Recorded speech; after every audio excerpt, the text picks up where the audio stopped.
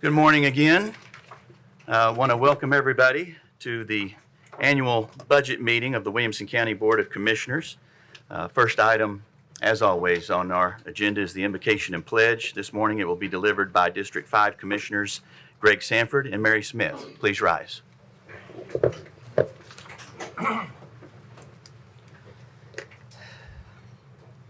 Heavenly Father, we come before you today with grateful hearts for the privilege to serve the people of Williamson County. As we gather to carry out the very important responsibility of stewarding the resources entrusted to us, we first pause to remember those in our community who are mourning the unexpected loss of a loved one.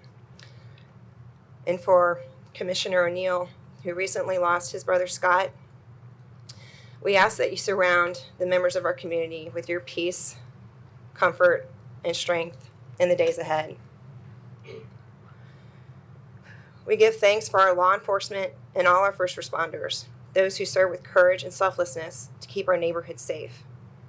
We also lift up the men and women of our military, both here at home and across the world, who protect the freedoms we enjoy. May you watch over them and bless their families. As summer unfolds across our county, from our neighborhoods and parks to our farms and town squares, we ask your protection over our families, friends, and visitors. Keep them safe as they enjoy the beauty and blessings of the season. And Lord, as we deliberate on the financial decisions that will shape the future of Williamson County, we ask for your wisdom, discernment, and unity. Guide us to be faithful stewards, balancing responsibility with compassion as we work to serve those who live, work, and visit this extraordinary place we call home. May our actions today bring honor to you and reflect our commitment to serve with integrity and care. In Jesus' name we pray. Amen. Amen. I pledge allegiance To the flag of the United States of America, and to the republic for which it stands, one nation, under God, indivisible, with liberty and justice for all.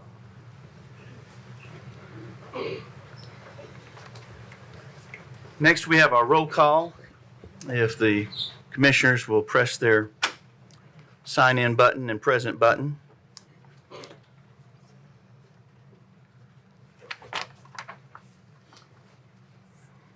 Judy? All right. We have everybody. Tom? Oh, Brian. Somebody needed to remind me to do it. And then Drew Torres, did you? There we go. Okay, record the roll, please, Mr. Whitby. 23 present, 0 absent. Okay.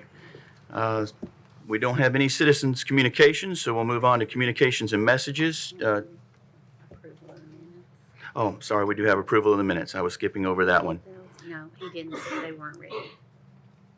They were not sent out. You're good. We're not doing approval of the minutes? Oh, okay, I guess we're skipping that one. They weren't sent out. We'll do the approval of the minutes at our next full commissioner meeting. So then, communications and messages. 2 items. There should be in your packet, and maybe some of you have already done it, the conflict statement that we do every year at this meeting. I'm told we have everyone, so very good. Y'all got ahead of me on that one. Also, a reminder that we will recess somewhere around 11:30 to 11:45. We'll find a good stopping point. That'll be to have lunch at the Enrichment Center. And then we're also having our annual photo done at that time. Before eating. And we're going to do the photo before eating, I'm told, so that way your waistline looks a little better. And then after we eat, we'll come back here and reconvene until we finish the budget. That concludes communications and messages. So at this point, I will call on Mayor Rogers Anderson.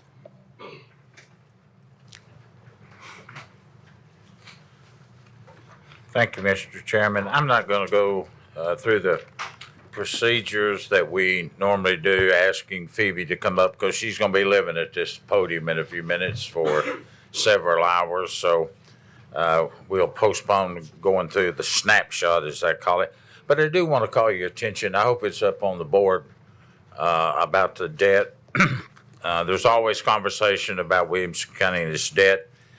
And so we asked Sam Cruz, our bond counselor, to craft up something so you would understand where we are, and I'd like to read that into the minutes. 22 years later, the county's fiscal year 2024 with approximately $1,097,740,000 in total debt and $905,715 in net debt. The fiscal year 2024 tax base was estimated to be at about $102.6 billion. Based on these figures, the total debt ratio is estimated to be 1.07, and the net debt ratio was estimated to be 0.88. This means calculated the debt burden ratio is actually much lower than it was 22 years ago. The total debt and the net debt have increased by 3.55 and 3.15, but the tax base is increased by 7.54. To put this in perspective, both the total net debt ratio of 1.07 and the net debt ratio 0.88% has never been lower than in the past 30 years of data collections. So I hope that's on your desk so you'll have an opportunity to digest that and ask questions. Mr. Chairman, any questions before we? Any questions for the mayor? I see none. Thank you, Mayor Rogers Anderson. I guess you could ask him if he has anything. Are there any other committees that wish to report at this time? Seeing none, we'll move on to, we have no elections and appointments, no unfinished business, so we will move straight into appropriations and our first resolution. No consent.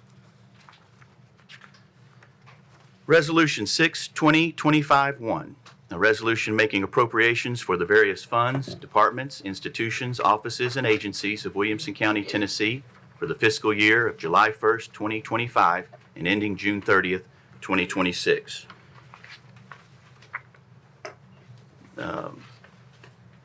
Need to get a motion in a second. The screen's not allowing us to hit. I'll take a verbal motion. Got that from Commissioner Guffey, got a second from Commissioner Hayes. And explanation, please, Commissioner Herbert. This is basically a resolution to fund the county for the next year, from July 1st through June 30th, 2026. And there are some amendments to this budget. So what we'll be doing is going through them item by item, or category by category, I should say. Phoebe will give a brief explanation. Of course, I'll get a motion in a second for each one. We'll vote on each one of them individually, and with each one, open the floor to questions and comments. So I will start with the first one and call on Ms. Phoebe Riley. Thank you, Mr. Chairman. We will be going by these by major category. And so the first major category is general administration for a total of $24,297,451. I have a proper motion made by Commissioner Megan Guffey and seconded by Commissioner Judy Herbert. Any questions or comments on this category? And that's not on the screen, so. Do I have any? No. No, you didn't have any motions. The general administration was already up in the total, so now you're ready to vote. Okay. Seeing no questions or comments, if we're ready to vote, if you're in favor of this line item budget amount, signify by pressing your yes button. Any opposed, your no. Anyone wishing to change their vote, please do so at this time. Record the vote, please, Mr. Whitby. 23 yes, 0 no. Motion passes. Go ahead. For major category of finance, total of $7,966,927. Got a proper motion made by Commissioner Steve Smith, seconded by Commissioner Megan Guffey. Any questions or comments on this line item? Seeing none, if you're ready to vote, if you're in favor, signify by pressing your yes button. Any opposed, your no. Anyone wishing to change their vote, please do so at this time. Record the vote, please, Mr. Whitby. 23 yes, 0 no. Motion passes. Administration of Justice, $6,394,381. I have a proper motion made by Commissioner Judy Herbert and seconded by Commissioner Steve Smith. Any questions or comments on this line item? Seeing none, if you're ready to vote, if you're in favor, signify by pressing your yes button. Any opposed, your no. Anyone wishing to change their vote, please do so at this time. Record the vote, please, Mr. Whitby. 23 yes, 0 no. Public safety, $54,792,319. I have a proper motion made by Commissioner Greg Sanford and seconded by Commissioner Steve Smith. Any questions or comments on this line item? Got a question or comment from Commissioner Drew Torres. It's more of a procedural question. If I were to propose an amendment for the Sheriff's Department of $1.275 million to take the deputy pay to 75th percentile, what would be the process to do that? Call on council for that. Well, I don't know what the line item would be that you would be amending. That's Ms. Riley's realm, not mine, but you would make a motion to amend that line item, adding the amount of money that you were wanting to amend. Okay. So I'd like to make a motion for line item 54110 Sheriff's Department to increase it by 1.275, which will take the sheriff's pay to the 75th percentile, as we all have learned over the last few months. I have a second from Commissioner O'Neill. Proper motion, of course, made by Commissioner Drew Torres. Any questions or comments on that amendment? Mr. Chair, may I? Sorry, This will yes, actually, Ms. the Riley. 1.2 is actually going to affect several lines. Right. So this is actually for the Sheriff's Department, is broken out between Sheriff's Department 54110, traffic not being affected. The jail 54210 will actually be also affected. 54220 workhouse will be effective, and then the salary, or that will take care of salary items. The next section will be under your 58,600, which is later in the resolution for taxes. So it is broken out separately. So each one of those line items will need that same amendment made? Yes, so I can let you know how much. I have a total of what can be broken out of amending 54110. If you would like for me to give you that number individually, I'm happy to do so.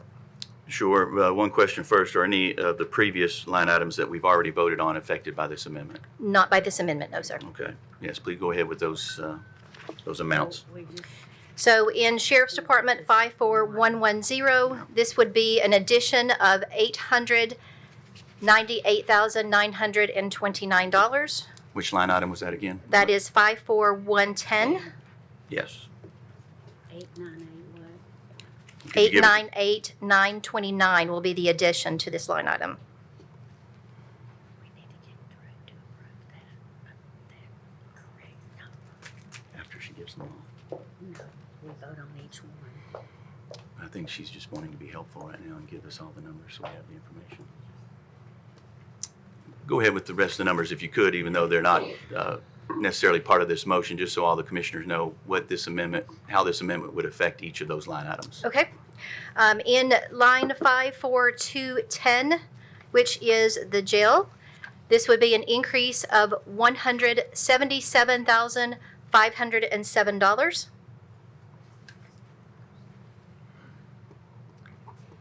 For workhouse, line item 54220, this would be an increase of $18,991. So public safety overall would increase by a total of $1,095,427. Oh, I'm sorry. Traffic control is not associated with this particular amendment. However, and I'm asking. Total? Could you give us because this amendment will affect potentially those other line items, could you go ahead and give us those adjustments as well? Well, they may change later as well. For the 58,600 category, Let me confer real quick. What other line items are you talking about? The employee benefits This will is going to change, but affect- they may change later And as I know well. as a commissioner, I'd like to know how they would be changed. I realize it's not part of this amendment in this line item, but I think Phoebe has those numbers. and- So it It'll affects the FICA, Social Security and all that, so it would be under. Which line item are you talking about? I'm There's sorry, several. Under total general fund, right above that, it would be other charges and employee benefits. So the question is does it affect 58,600 employee benefits? It does for taxes. Yes, it does. Okay, so that's what he's, I think, asking for those numbers Okay. as well.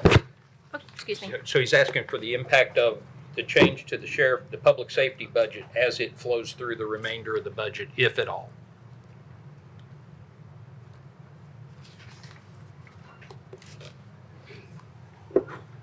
So this will be an increase to our 58,600, which is on your next page, for employee benefits, for a total of $179,870. 179,870.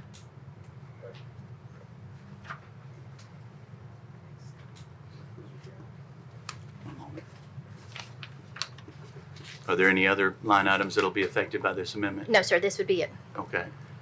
Commissioner Torres? Just, again, procedural question. Should I withdraw the previous motion and then redo it with the numbers, or?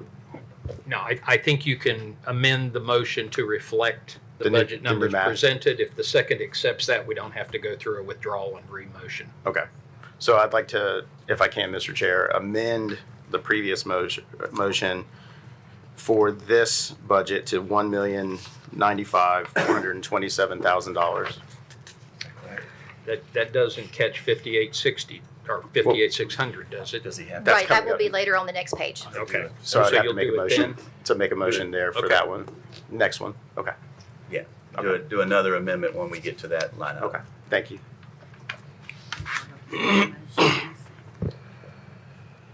The original motion came from Drew Torres. Who was the second on this? Commissioner Hayes? Yes. Yeah.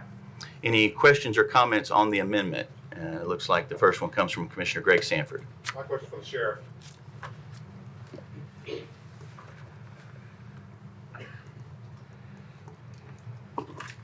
Good morning. Good morning, sir. How are you? Good. Sheriff, what does this do to help your retention? In my opinion, being born and raised here, the can has been kicked so far down the road. As in, it's been kicked down the road as well in the fire service, right? We have a failing volunteer system. And the sheriff's office, it seems like it's been a long time coming for this. What does that do to help get new people, to keep the people that we already have so they don't go to THP or Brentwood or Franklin or any other agency? It is going to be a huge step in the right direction. I think it's going to bring us more in line with those here in our backyard that we're competing against. My biggest fear is what is going to happen if we don't do it. So I can tell you that I think you can see the support here in the room. Obviously, these folks are very interested in what's going to happen here today, and they have an investment in the decision that's made. So it's huge. I can't understate that. We went through this study that has been going on for months now, and it didn't get us where we had hoped it would get us. I mean, when you looked at the money that was allocated and where we landed, it was not what we had hoped for when we started talking about this last year. And so that was the request at the law enforcement committee, that we come back and look at the cost of what it would take us to the next percentile. So not only does this increase our pay ranges across the board, it creates that bottom to top pay range, and it gives us some separation throughout the organization. It gets our structure aligned as it should be, so that we can start to address those compression issues that have plagued the county for a long time. So it increases the starting pay, and it helps with those compression issues across the board. So just to be clear, because I get a lot of phone calls, I see a lot of the deputies, especially in this room, that reach out to me. You take a guy that's brand new and somebody that's been there 5 years, and they may only be separated by 50 cents a dollar, which in my mind is absolutely insane and ridiculous. Correct. Does this fix that? It will allow us to take the money that it's going to cost to go to the 75th percentile and work within the organization to correct that to the extent we can with the money that's allocated. So to answer the question, yes, it will help it. We won't know how much until we get in there and start plugging in the numbers. But that's the objective, is to create some separation. And the formulas that were created by the vendor, Steve Thompson, I'm not going to pretend to say that I understand the formulas he used, but the percentages were based on maybe a 1 to 4, 4 to 8. People were grouped together in how he came up with those numbers. And I'm not going to pretend that I can get up here and articulate how he came up with those. But that's his business. That's what he does. And that's the information and the data that he presented to us. Thank you. I fully support this. I think it's way, way long overdue. And hopefully we can work on getting that pay up more. And then hopefully this commission will take a look next year at hiring some kind of paid staff for the fire service, because we're in trouble. So thank you, Sheriff. Thank you. Commissioner Webb. Thank you, Mr. Chair. This may be for Commissioner Torres or Ms. Riley. What's the plan to pay for this?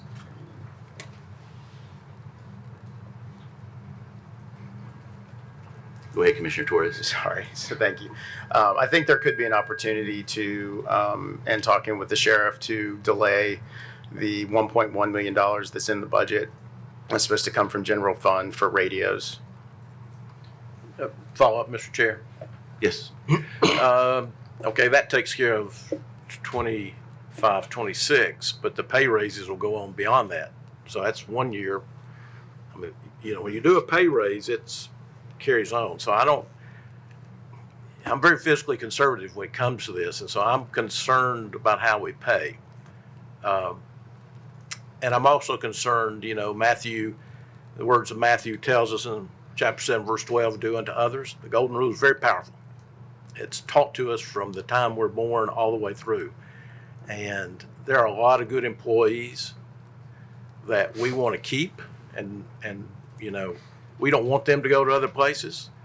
The deputies in this room want to get a paycheck. And if we lose a payroll accountant to Brentwood or Franklin or Nissan or whomever, that's a loss. Everybody wants their paycheck. I just use that as one example. So, I would propose an amendment to this that we bring everyone up to 75 percentile.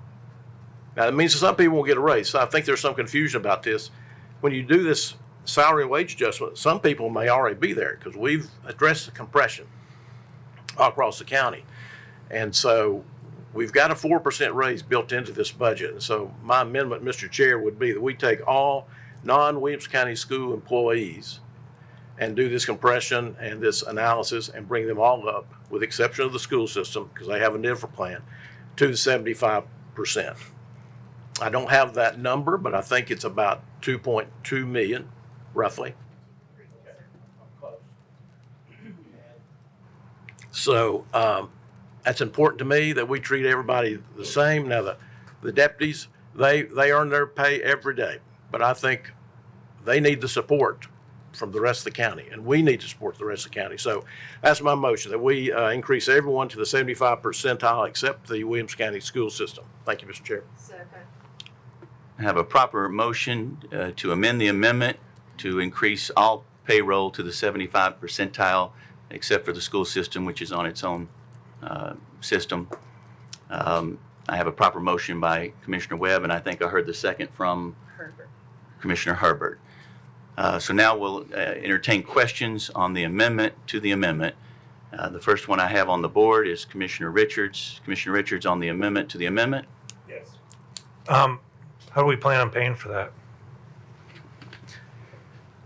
The simple thing is, Commissioner and the board, is we can't pay for the raise for the sheriff's department for one-time expenditures for radios. We got to have more revenue. And the 1.1 million that's proposed here, it's about a half a penny of the new proposed rate.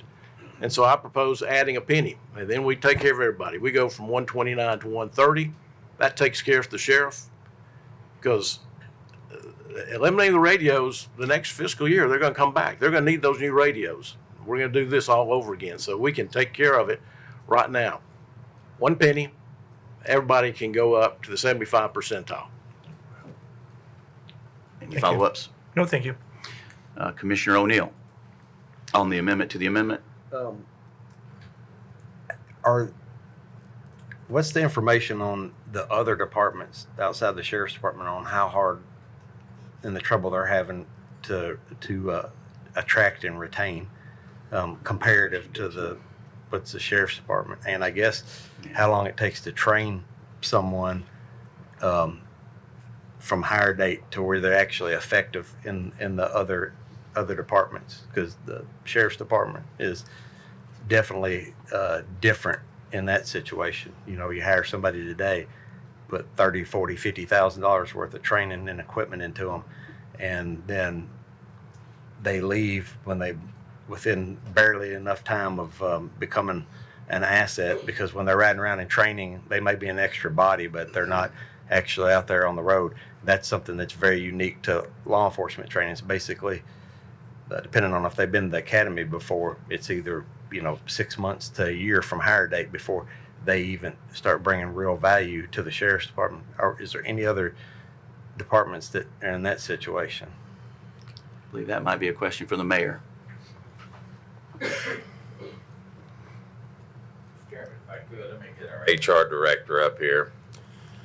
Claire can address some of those as she's making her way up. It's an excellent question, Commissioner O'Neill, but I would also refer to other elected officials that have those difficulties filling spots, other than just, as Commissioner Webb indicated, in accounting. That's a big one, certainly, payroll and all of that. But throughout our county, there are pockets, and training is going on with multitude of people every Monday here. So I'll turn it over to Claire. Thank you, Mr. Mayor and Commissioners. Appreciate the opportunity to speak. Upon my hire, and I noticed that we were only at the 50th percentile. So meaning that we pay 50% less than all other employers, that is. So upon my arrival, I found it challenging, not just for the sheriff's department, but for our IT department. I know we've spent a lot of time talking about cybersecurity. I have Sean Cothran in the room. We have found it very hard, as we've lost directors, some seasoned directors, to backfill those positions, and found ourselves not even being able to be competitive at a director level. Our mid-level positions are commanding what a director level when you're only playing ball at the 50 percentile. You look at all these other departments that have managerial positions, we are woefully challenged because the market is way far ahead of us. So yes, I'm in full support of our key positions, but there are also other key positions that you spend time on that are suffering, and we're challenged to find viable candidates that can afford to live in Williamson County, and it's a challenge. So I would be in full support of the 75th percentile. You look at Brentwood, you look at Franklin, you look at Rutherford County, they're all playing ball in the 90th or 85th percentile. So being at the 65th percentile, we're still playing catch up. So I like to use car analogies. If you don't put oil in your engine, eventually you will buy the entire engine. You have to keep ahead of the market. And if you're not constantly looking at how you're compared to the market, you're eventually going to have a big price tag. And that's where you're faced here today. This is not my first rodeo. I've been in HR for 36 years, and you are not unique. You just got behind, and now you're playing catch up. Any more questions? Commissioner O'Neill, any follow-up? We do have some more questions on the board, so you may stay close by. Not right now. Thank you. Okay, my next question or comment comes from Commissioner Sturgeon. I just want to, since I've been on this commission, I've always had a problem with, if somebody gets a raise, we all get a raise. I mean, it sounds great, and I do believe we need to increase our county employees as well. But it's, to me, public safety is our county elective body's #1 priority. And I don't like to see that muddied with, well, if we get it, then everybody gets it. Because I think truly some functions are more critical than others. And I don't think there's anything more critical than our law enforcement. That's in my opinion. So where I do believe we need to address the shortfall across the county, I don't like to see it attached to the law enforcement issue. I think we need to take care of our deputies, take care of law enforcement, and then address everyone else. That's my opinion, and that's how I'll be voting. Commissioner Hayes. Yes. Hi, Claire. Thank you so much for presenting. It's concerning information, quite honestly. And I would love to have you, I mean, this is the first time I've heard a percentile for the county. Can we get a presentation or more detail? Because I think that is not just law enforcement, and I agree with Commissioner Sturgeon that these are separate issues, but I do think we need to look at doing something for all of our county employees. I understand, as you know better than anybody, how it is to recruit and retain when you're paying at a 50th percentile. That's kind of frightening in this day and age. But I think one final comment, I would definitely like to see more data. I don't know where we can get that presented, maybe the next commission meeting. I don't know how that's appropriate or what the right forum is. Chair Bethard, I don't know where that forum would be, but I would love to hear more. I think we all need to be educated on that, because that is part and parcel to us as commissioners being responsible for financial and fiscal spending. We need to look at the essentials, and keeping our people is an essential part of running this county, and paying for other nice to haves is not an essential part. So I appreciate you speaking up, and that's really all. But is there a better forum? Is it at the next commission meeting? Is it a committee meeting? We could ask HR to give us a presentation at the next commissioner meeting. Awesome. Thank you. What's that?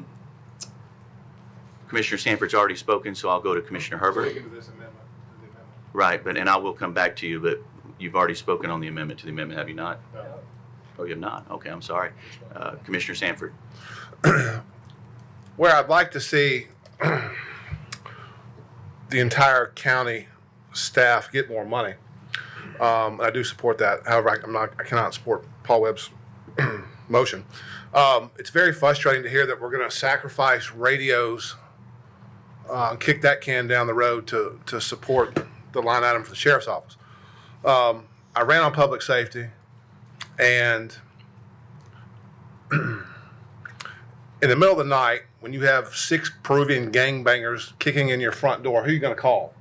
Right? No offense, but somebody that works for Mike Madison's not going to show up to help you. The sheriff's office is, right, if you're in the county. We need to pay these people. It's absolutely ridiculous how we even got here, before my time, I guess. And again, I would love to see all the county employees get more money, but that's not, in my opinion, what's at stake right now. That should have been brought up, I guess, a long time ago. Sheriff's office needs more money. Fire service needs more money. Again, in my opinion, the 3 biggest things, police, fire, and medical. You get hit by a dump truck on 840, who's coming to save you, right? A volunteer firefighter that gthink paid nothing, and a sheriff's deputy that has to live out of county because he can't afford to live in Williamson County. I know the teachers can't either. I get all that. But I think it's absolutely asinine that we're even here. I think we need to pay these people more money. I told my people in District 5, if we have to raise the taxes to get the police, fire, and medical up, that's what I'm in support of, and I'll do it. I said it when I ran. I'll say it now in front of God and everybody. Pay these people more money, and let's go. Commissioner Jones. Yes, Commissioner Webb's amendment may take care of kicking the radios down the road. Because if we do this, we won't have to use the one-time radio. And so I think that's one thing we need to look at. That next year, if we don't do what Commissioner Webb is saying, we're going to have to look at this again next year. We are. And so if we do take this, which does support the sheriff's department, everybody else, we won't have to worry about the radios next year. I think I talked to the sheriff the other day, and he said the price of the radios, Sheriff, tell me if I'm wrong, are going up, or did they go up? Sheriff?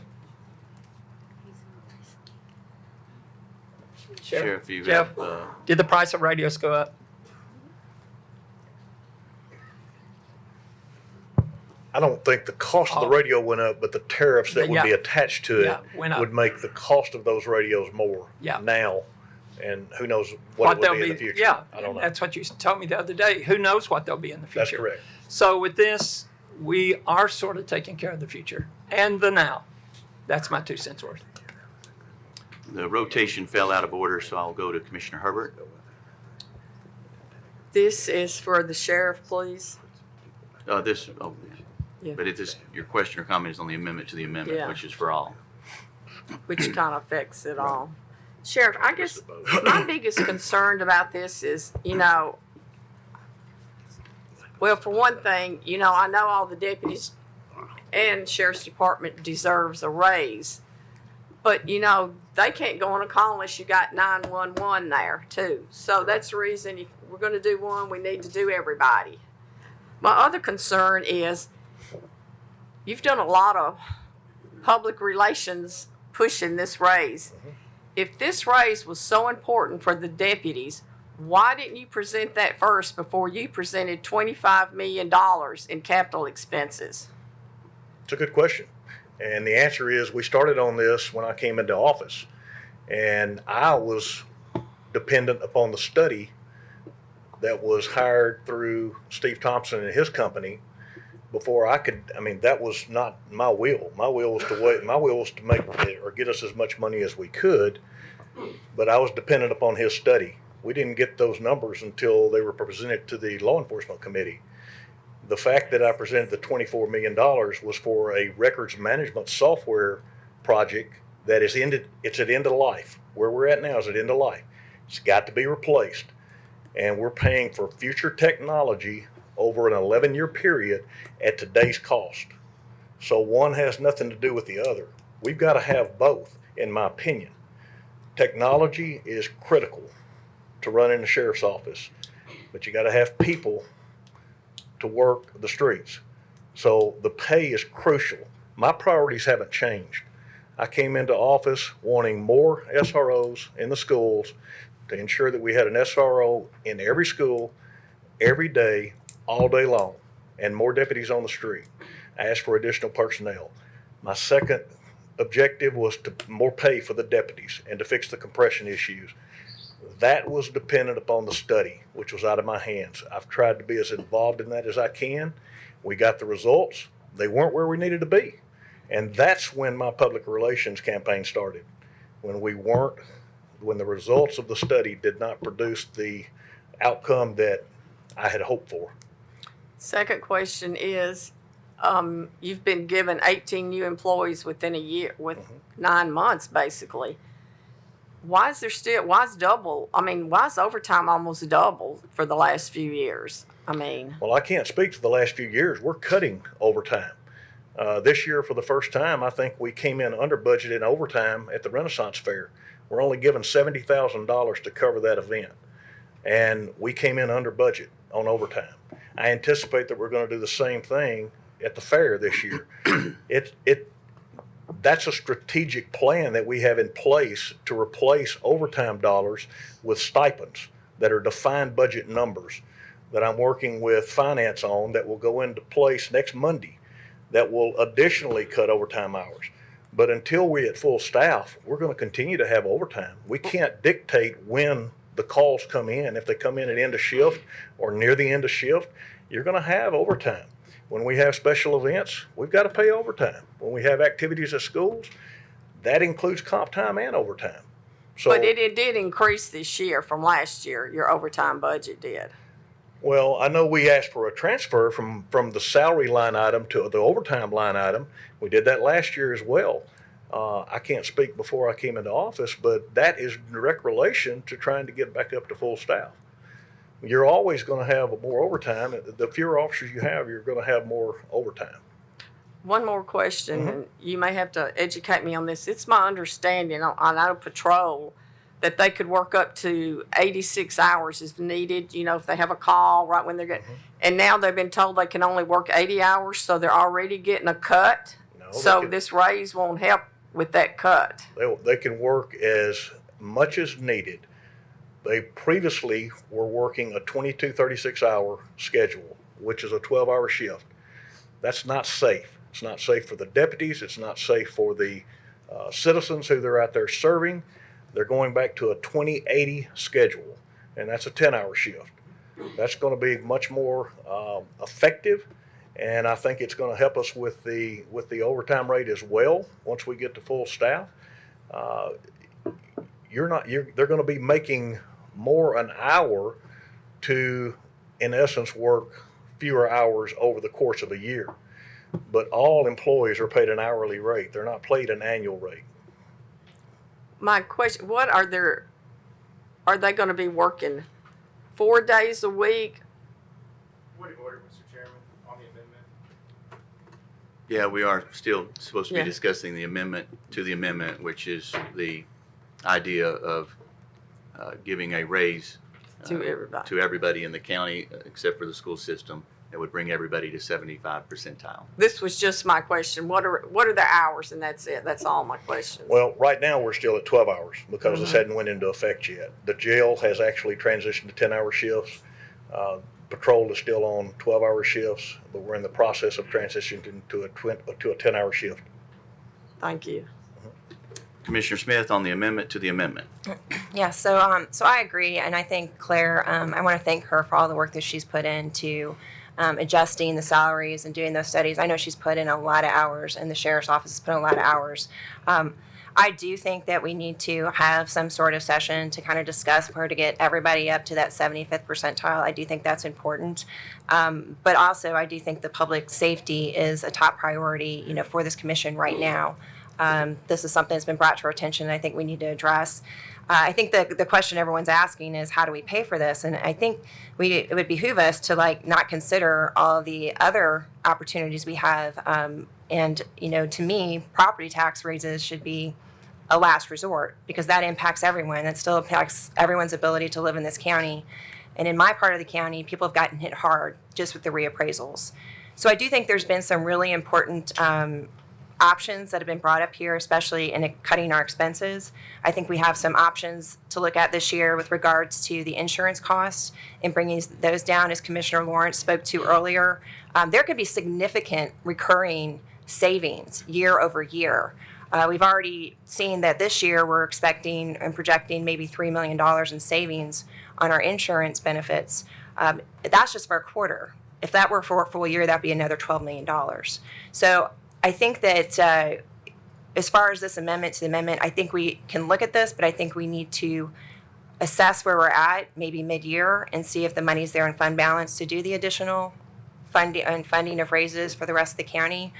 But right now, I just can't support, where this is going with property tax increases when we have so many other opportunities in front of us to address cutting expenses and also other revenue streams. So that's all I want to say. Thank you, Chair.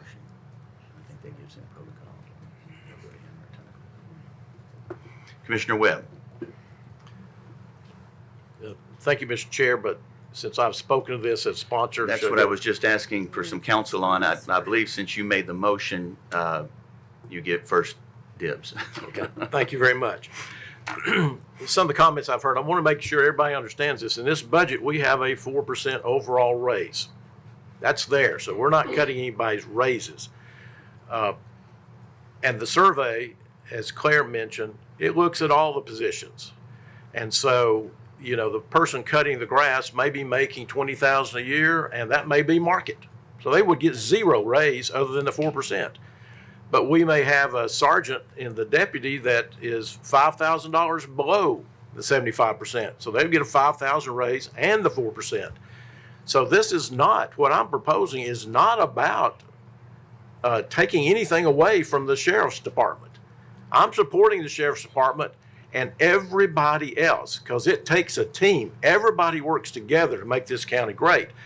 And the sheriff's office, as you heard the sheriff mention tariffs, the unknown, we don't know what it's going to cost, but it's going to go up. That's 0.5 cent what we're proposing today, 0.5 cent. So I'm saying add another 0.5% and take everybody here. Just in the last 2 weeks, there was somebody that I'd been working with, and they went to work for Franklin and got a significant pay raise. How many more people are going to leave? And how many positions do we have open because we can't pay them under this scale? Now, Mr. Chair, in reference, Rutherford County, their proposed budget is $1.9215. They go some crazy decimal thing. Murray County, $1.91. That's a proposed. Montgomery passed their budget, $2.10. And Wilson County is at $1.91, almost the same. We're looking at $1.29, maybe $1.30 if my amendment were to pass. And we tell our employees, all of them, the deputies in this room today and the folks back there in IT that run this meeting, we value all of you and your job. But if we do the 75 percentile and the 4%, that's treating everybody like we'd want to be treated. So I don't understand. We're giving the law enforcement folks what they've asked for. We're just bringing everybody else up for a little bit. Now, if we want to go back and cut departments, next year's budget, et cetera, that's a whole different issue, and we can address that during the next fiscal year. But right now, it's important to me, before we lose any more support personnel, that we take care of everyone. So, in my neighborhood, I'm all in the cities, and I've got those complaints too. We have valuable property in Williamson County, and I want to keep it that way. I mean, some of you may say, oh my goodness, my appraisal went up a whole lot. I think that shows we're doing a good job, because there are places in this state and this country where property values are declining. Not here. Not here, because we have done a great job. So I encourage you to support this amendment. Thank you, Mr. Chair. Thank you. Commissioner Tunnicliffe. Thank you, Chair. Question was said earlier, who do you call when the Peruvian gangbangers are at your door? I called Brentwood Police Department because I live in Brentwood. If I lived in the county, I would definitely, I'm going to dial 911 either way. I'm going to end up with a sheriff, a deputy, or I'm going to end up with a Brentwood police officer. So it encourages me to ask the question, out of this raise that we're looking at that, how much of that supports the whole county and how much of that supports the unincorporated parts of the county? Because I'm paying a lot of money in Brentwood for great police care. As Sheriff Hughes knows, we have a great law enforcement group in Brentwood. So I want us to think about that as we move forward. This is affecting residents that are already paying that money, which is going to be a problem next year as we get more into other things. I just want us to think about that, because when I talk to people that move here, the number one thing I hear is school. Number two is low taxes. Number three is parks and rec. And number four is quality of life. None of those are any good without good law enforcement, and we all know that. And I support the sheriff sure wholeheartedly, but I also support the staff of this county as much. They are just as important at what they do. So as we talk about this, we're looking at county employees. We're not looking at teachers. I'd love to know where we are teacher percentile, because that is the number one thing people move here for, and none of us can deny that. And I don't want to continue losing teachers to private schools and other counties that are paying considerably more. We're still allowing the hospital to cover our tail on ambulances and ambulance service in our county.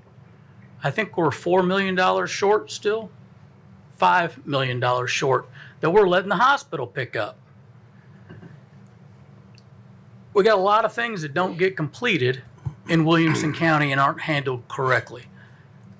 I can't agree more with Paul Webb on this. We're not giving just a flat rate. We're giving a percentage increase.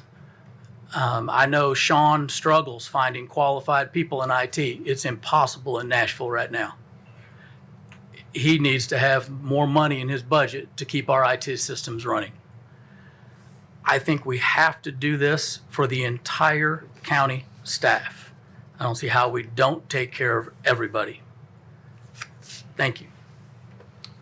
Commissioner Sturgeon on the amendment to the amendment. Yeah, just want to make a point.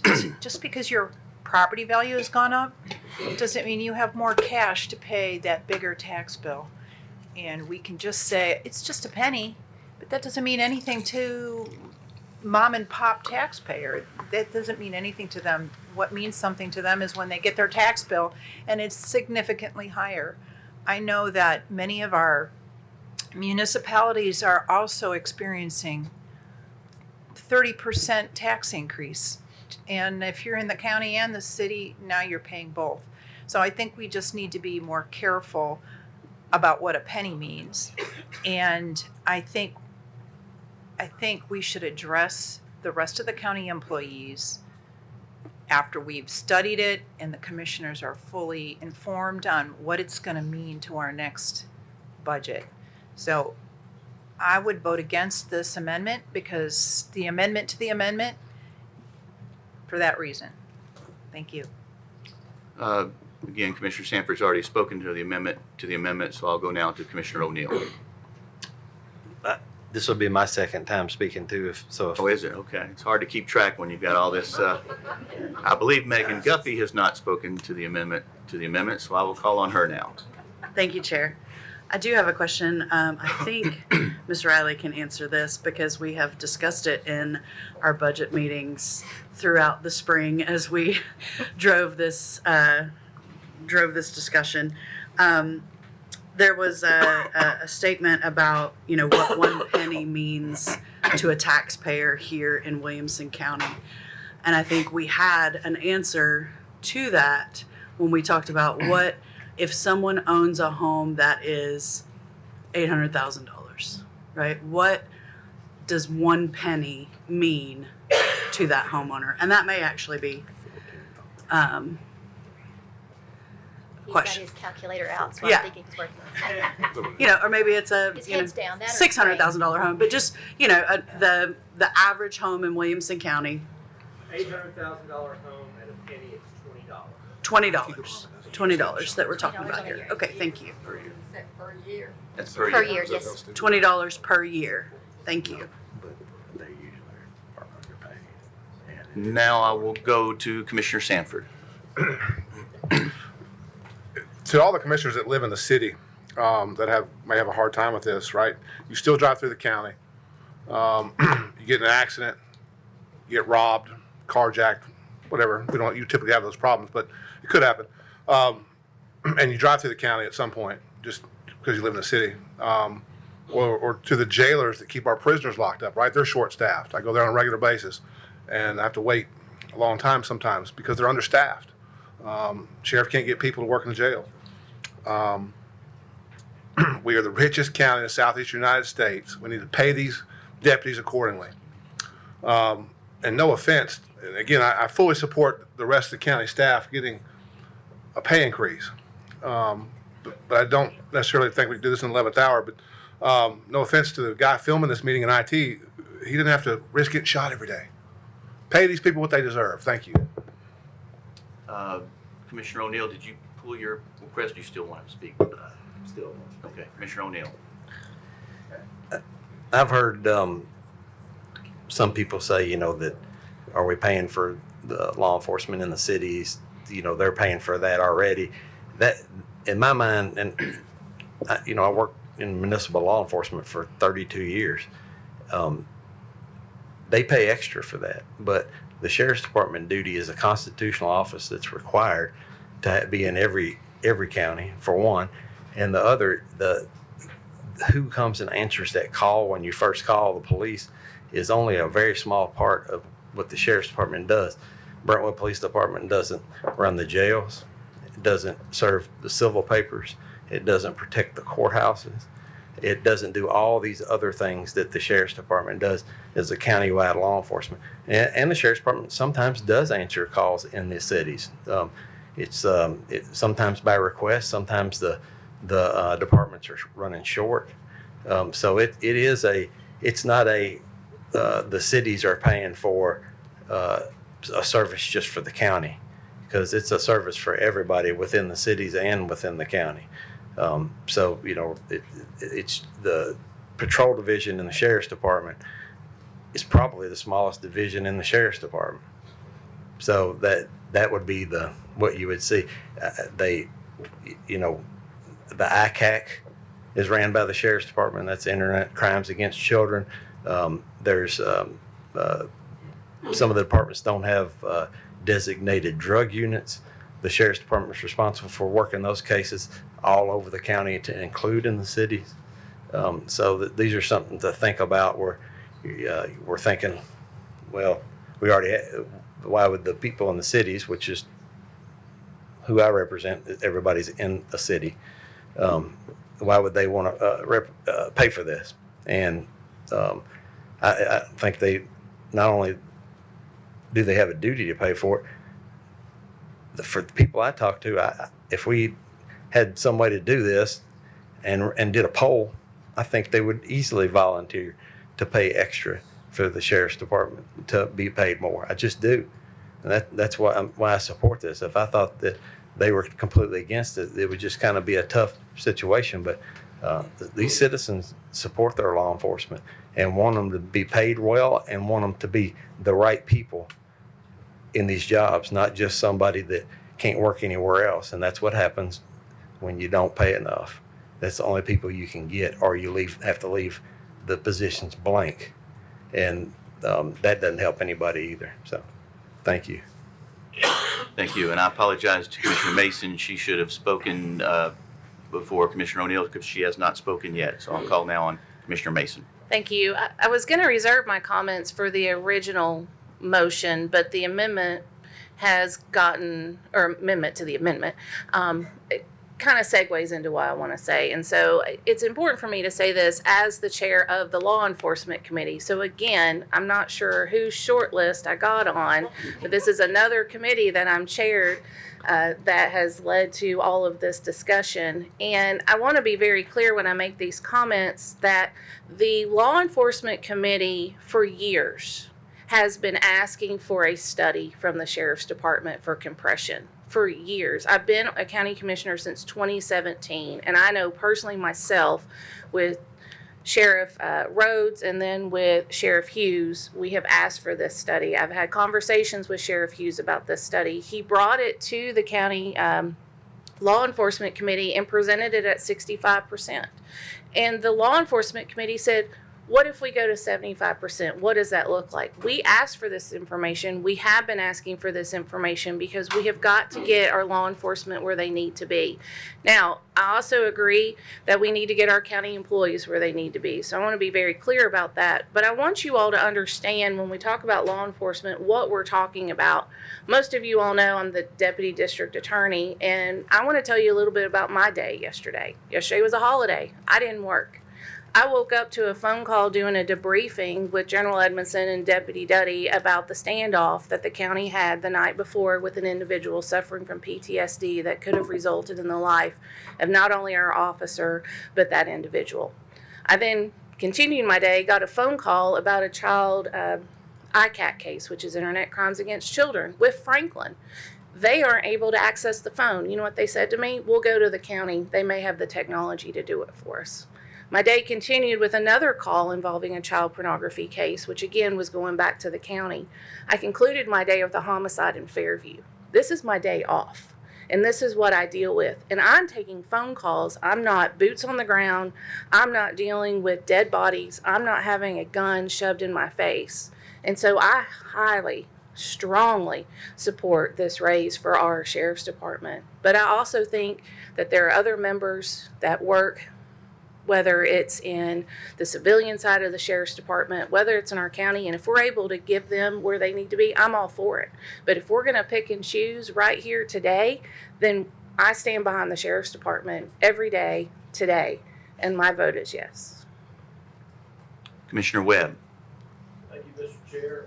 I just want to emphasize again that my amendment to the amendment fully supports what those in favor of the original amendment says. 75% adjustment in looking at the survey that was presented to us back in December. If you remember that county commission meeting, special meeting in December, that we reviewed that and then we went through the schedules from the consultant. And so for some reason in the discussion about this amendment, it's anti-sheriff's. It's not. I'm saying 75%. I don't know how it's getting co-opted here, Mr. Chair. And so the first amendment that this is amending is it's taking something away. We're delaying radios. They're going to go up in cost, which is a half a penny.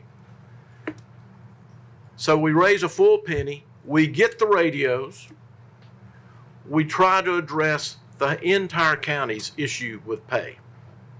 I mean, I'm having trouble finding this is an issue. If you want to cut somewhere else, and we can stop and cut somewhere else, but my motion is not to harm the sheriff's department. It is to support the 75%. It is support to buying the radios right now. It's just let's go up another half a penny, because you're gonna have a half a penny to pay for this. We need the radios now, and we need the raise, so that's a half a penny, which is not in the budget. The raise is already in the budget, the 4% overall raise in the budget. I wanna make sure, because the conversation is not going that way, Mr. Chair. So the amendment gives 75% compression, everyone except the school system, and that takes care of the radios and the request from the sheriff's department. So this is in favor of what law enforcement has requested, but it's also in favor of the other departments. Thank you. Thank you, Commissioner Webb. And I've been, whenever there's an amendment to an amendment, it does get complicated. I've allowed some conversations that have been streamlined towards the First Amendment, because in a way it affects the Second Amendment. But I think in doing so, it has also caused the very confusion that Mr. Webb brings forward. So going forward, I'm going to be a little more strict.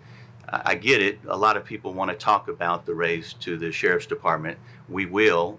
We have another amendment to vote on after this one.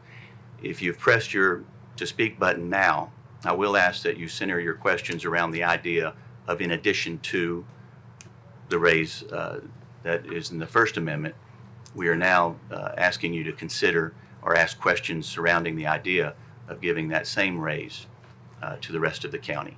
And with that, I'll call on Commissioner Sturgeon on the amendment to the amendment. I just got in the queue to call the question. I have a motion to call the question. Do I hear a second? Seconded by Commissioner Hayes. We'll take a voice vote first. If it sounds close, we'll ask for a show of hands. All in favor of calling the question on the amendment to the amendment signify by saying aye. Aye. Any opposed? Sounds like I had one no, so the motion does pass. And we are now presented with the vote on the amendment to the amendment. Has that been loaded, or?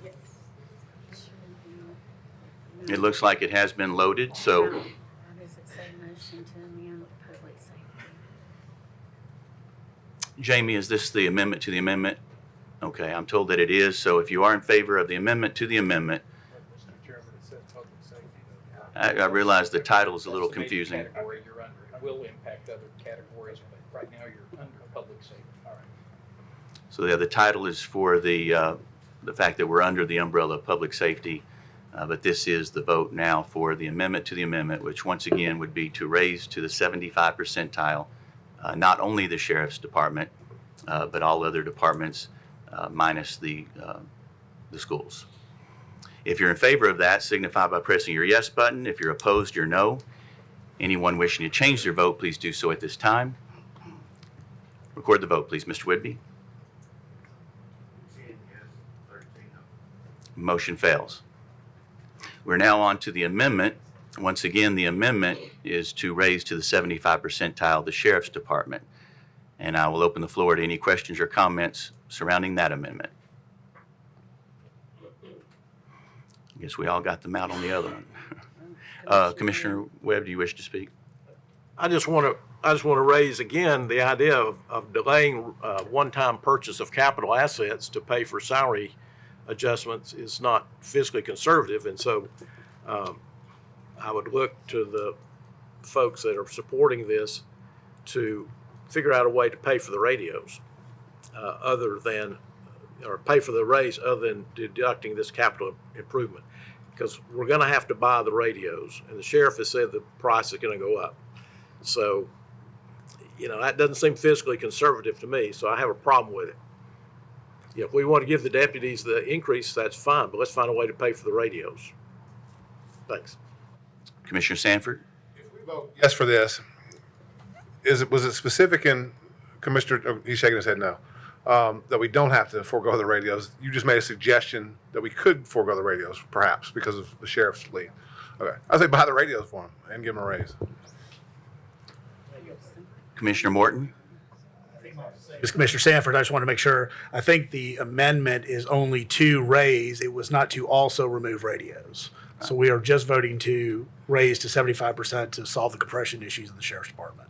Correct. The amendment doesn't find the money. It just simply says that we wish to find the money. It doesn't tell you where it's going to come from.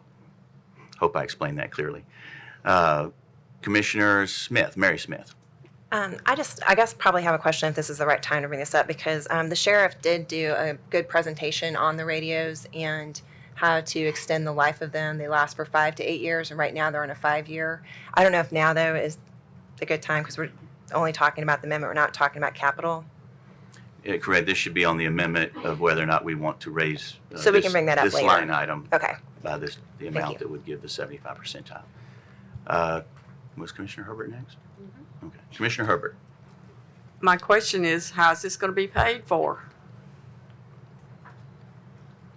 I mean, there's been nothing to adjust for the radios or anything. What are you going to pay for it? If you don't want to pay for it with a tax increase, how are you going to pay for it? For the future, not just this year, but for the future also. That's Commissioner Torres that made this motion. Commissioner Torres, if you wish to answer, up to you. I think we have 23 other commissioners that are very well informed and that we will figure out how to come up with the money. We've done it year over year since I've been on the commission. We don't know the full impact of what the new penny rate's going to be. We budgeted 92% historically. We're budgeting, I think, at 94% this year. Phoebe, what's our 3-year average on our tax collection? This year we're setting at about 96.5 for tax collection. In the prior years we were about 98% collection. Right. So we're under budgeting on the revenue side. The penny's going to increase to 2.7. Okay. And we have a lot of new construction that's not even on our rolls yet. So I'm very confident that there's going to be more than enough revenue coming in to cover this raise. Commissioner Williams. Sheriff Hughes, can I ask you a couple questions? Since you became the sheriff, if I just kind of retro reflect on, I think last year we made a significant investment in the sheriff department, and I believe the sheriff department at that point was the highest paid sheriff department in the state of Tennessee. We funded additional administrative positions so to give you an opportunity to organize the sheriff's department the way that you wanted to. I'm not against doing this for you. I have no problem, but I still feel like it's not a long-term solution. It's going to address the compression that you've been discussing. In my opinion, after talking to both of you as well as previous sheriffs before you, the long-term solution is actually a tenured step system that recognizes years of service. Because, I mean, when we lose a 5-year deputy to Metro, Nashville, they'll compensate them accordingly for those years of experience. And at the same time, we have a law enforcement agent that moves here from another region that has 15 years of service. They're not able to be recognized for that 15 years with our current pay structure, but they can with some near competitors via Franklin, Metro, Brentwood, and that type of deal. Have we contemplated what the long-term solution is and what the impact of that would be? It's a great question, and a lot of folks have, I guess, supported a step plan. That's not something the county has, I don't think, ever did a deep dive into. That's obviously something that's been discussed. I've had conversations with Claire and HR about this, but to your point about the folks coming in with experience, this is going to allow us to actually plug them in with the experience that they bring to the agency and not starting them at the lowest point on the pay range. It's about establishing pay ranges that will give us some flexibility to plug people in with experience, apples to apples. So not only taking care of the people internally that have the experience and making sure that they're where they need to be in comparison to one another, but giving us the flexibility to bring in people with experience and reward that experience, which gives us another incentive from a recruitment standpoint. That's something that historically hadn't been done. There was a formula that was used that was pretty elementary, and it was not sufficient. It didn't work. Long-term plan, this was the path that was chosen based on the study that we contracted with Burris and Thompson and Associates, and I just let that process play itself out because that was the direction that the county went in. I think that we need to continue to look at long-term options because we don't want to continually have to be playing catch-up. So to your point, absolutely. And I'd be happy to work with you or any of the commissioners in looking at what those alternatives are. But we got to start somewhere, and this is a start. Thank you, Sheriff Hughes. And just a few comments. We have several amendments that are coming up here at the 11th hour. We're trying to approve this budget, and then ultimately we're going to be setting a tax rate later. And in my experience on this, the big taboo of this body is to have to contemplate a tax rate increase mid-cycle, right? This is our opportunity to get it right for the next 4 years. What concerns me, and I have a grave concern, is that we know that we have county employees, the sheriff's departments, public safety officials, with fire and safety, that we're behind the market. But yet later on, when we start contemplating what that tax rate's going to be, the original proposed rate was $1.34, and we've been playing a shell game to start looking at this $1.29, right? We've historically budgeted it at 92% collection rate, and just because we're going to budget now at 94% collection rate, we can claim that we shaved a couple of pennies off of the proposed tax rate, and it's a bunch of BS. We know we've got needs. Our peer counties, Commissioner Webb just named off, are at $1.91 plus. We're talking $1.29, right?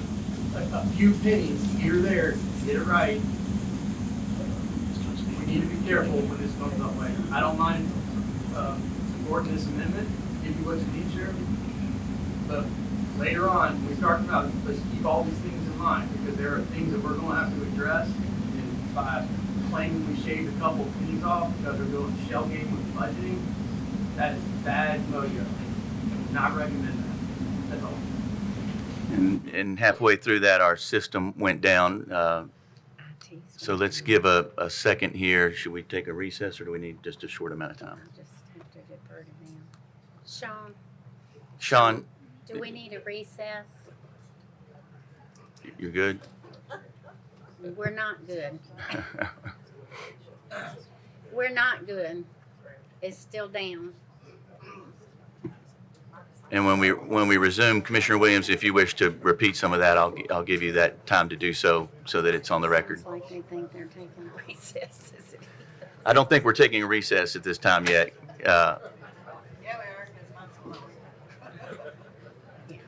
Okay, let's go ahead and take a 5-minute recess.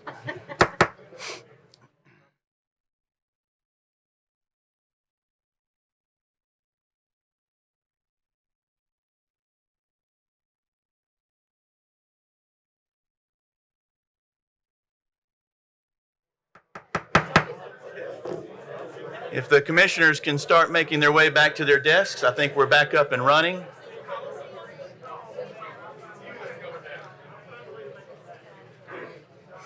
I wonder if it's all the sheriff's deputies' radios. Well, I know. Why do you ask for any of the other ladies to come forward? They can tell you all about his turnover.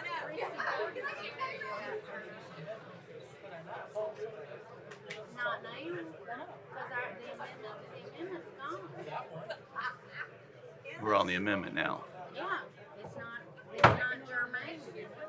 It's not germane now. You might do it again, because there's still Oh, yeah. happening. We're going to reconvene.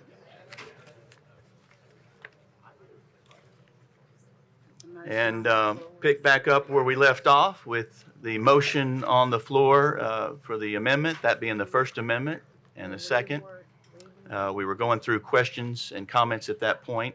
Again, this being the amendment to raise the sheriff's department only and raise that to a level that would get them at the 75 percentile. And if you can hold on just a moment, because that wiped it out on the system, so they're having to reload it. Okay, are The the mics working amendment. though? All mics? The mics are working. Okay, while they're reloading everything that got wiped out, I'll offer to Commissioner Williams, who was cut off. Some of what you said may have been heard, but it wasn't on the record. If you wish to restate some of your comments, we can use this time to let you do that. It was probably a good thing that that it did get pulled.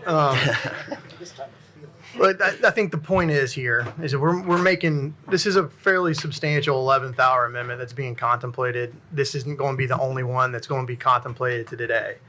Just issuing a warning to the rest of the commission when we start looking at setting the tax rate, and we've been trying to play a shell game to get from $1.34 as originally proposed down to $1.29, because instead of using what we've historically budgeted at 92% collection rate, we're just going to make it 94%, which allows us to shave a couple pennies off, and that's a really dangerous game to play. That 8% is about the closest thing we have to a rainy day fund to account for those things that do come up. And the big taboo here is to have to do a tax rate adjustment in between when we set them formally. We came really close a couple years ago. Really, really close to having to do a tax rate adjustment to account for some things that just truly you couldn't foresee coming up. So we're sitting here trying to celebrate a couple of pennies by playing a shell game in the budget later on in consideration of our tax rate later. I'd highly warn you against that. That's all. Thank you. Any other questions or comments on the amendment?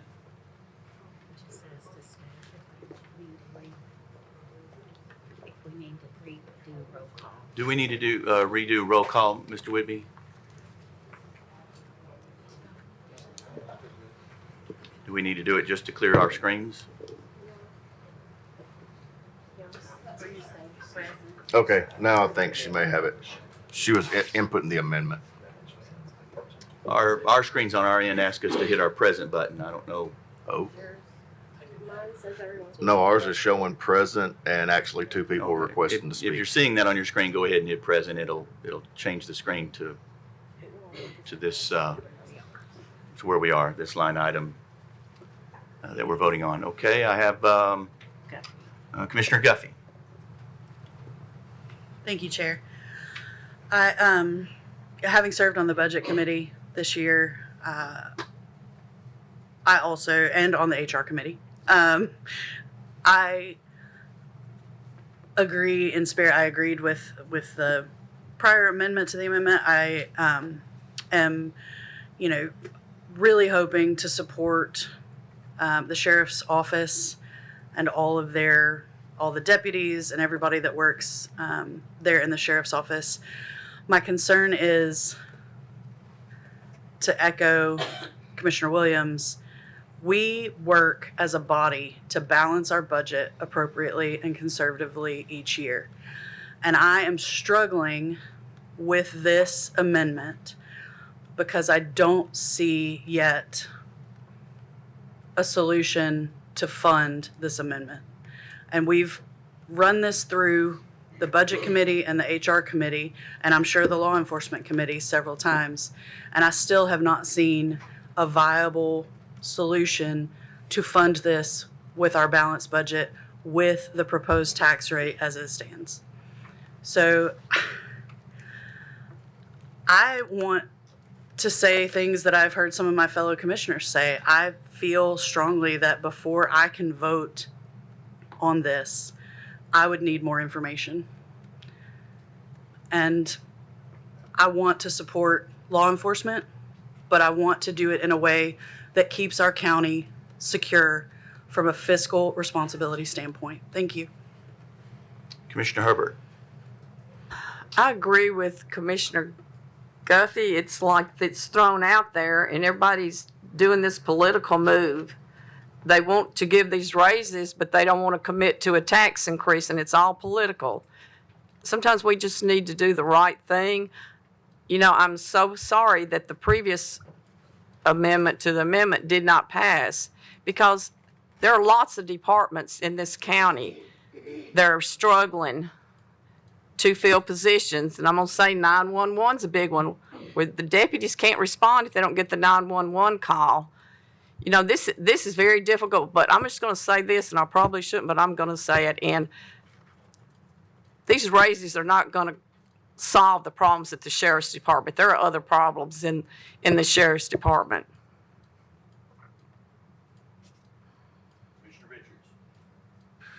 You know, I hear a lot of talk from nepotism. All we're doing is talking about raising the tax rate, not really talking about cutting spending. I know, and it's a capital expense, so it's not part of this budget. We're looking at a park in College Grove for $10 million. Just think of the number of salaries that could pay for. Now, we're borrowing that money from what I understand. But it would be nice to go, I prioritize what I think is important. And I think it's been said a bunch of times, police are the most important along with the fire department. And that should go before anything else, including things like Parks and Rec. And for that matter, the school system. We should be looking to make sure that we have adequate police protection first and foremost. And my citizens share that opinion. They've told me that. I actually had a lot of citizens email me about the College Grove Park in favor of it.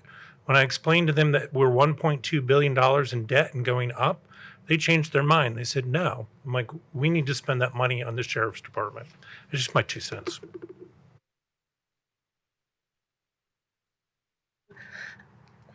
I am a rule follower. I think you all know this. I say this a lot. I don't like setting precedent. I don't like doing things at the 11th hour. And I've served on budget committee. There is a way to do things. You go through the committee, you go through budget. And I have said that for 7 years. And today I'm saying something different.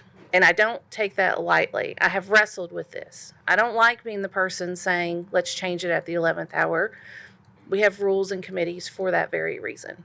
But this is an issue I'm willing to change my mind on because I think it's vitally important. If it means raising our tax rate 0.5 cent, I'm for it. And I'll say it right now. I'm absolutely for it if it means the only way to fund it at the end of the day, because we haven't even gotten to how we're going to fund it. But if it means upping the tax rate by 0.5 penny, $10 per $800,000 average home, I'll pull $10 out of my wallet right now and put it on the table. And I think Commissioner Sanford would probably say the same thing because I've heard him say it. If it means raising taxes, that's what he'll do. And so if it means an extra $10 per $800,000 house, it means raising the tax rate 0.5 penny, then I'll put my money where my mouth is. And I'm going to change my mind. I'm not going to stand on principle, which I have for 7 years, that we do not change the budget in the 11th hour because I know how hard the budget committee works. And so I don't say this lightly, but I will support this even if it means a tax increase. Thank you. I just want to address how to pay for this. I've said it since day one when I ran. I told the people, public safety is number one. If we got to do a tax increase, I'm going to vote for it. Commissioner Mason's spot on. Commissioner Williams, spot on. I'll tell my people in District 5, if you want to vote me out, or whatever office I decide to run for next year. If it means raising 0.5 cent to support these people, I'll not only pay it, I'll pay anybody in these rooms $10 for the rest of their lives. Pay the money. And this is just, it's asinine. Let's just pay these people what they deserve and let's move on. Commissioner Sturgeon. Oh, thank you, Chairman. I just want to say there's been a couple comments about this being an 11th hour decision, but I don't really view it that way. I'm not on the budget committee. I appreciate everything they do, but I believe this measure was voted on by the committee and they decided not to do an increase.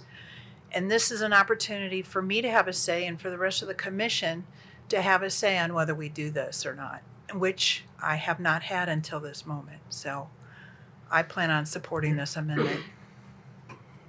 Commissioner Mary Smith.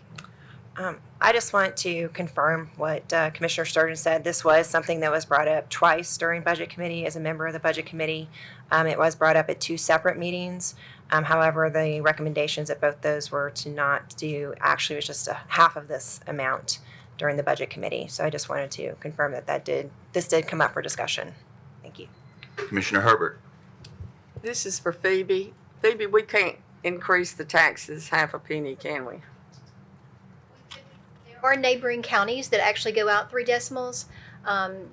Historically, we have not as a county, but again, that's for you to decide what my tax rate is. So yes, ma'am, we could. If this body so chose. Thank you. Any other questions or comments on the amendment? Seeing none, if you're ready to vote on the amendment, if you're in favor of the amendment, signify by pressing your yes button. Any opposed, your no. Anyone wishing to change their vote, please do so at this time. Record the vote, please, Mr. Whitby. 23 yes, 0 no. Motion passes. We're now back to the line item as amended. Ms. Riley, if you could give us that new figure. Yes, as amended, public safety, $55,887,746. One more time, if you don't mind. Yes, $55,887,746. So that is the new amended amount for the public safety line item. While it's being loaded, any questions or comments on the resolution now as amended? Or the major category, I should say. Is it loaded yet? Yes. Okay, we're loaded now. All right, if you're in favor of the category line item with the new amount as amended, then signify by pressing your yes button. If you're opposed, your no. Anyone wishing to change their vote, please do so at this time. Record the vote, please, Mr. Whitby.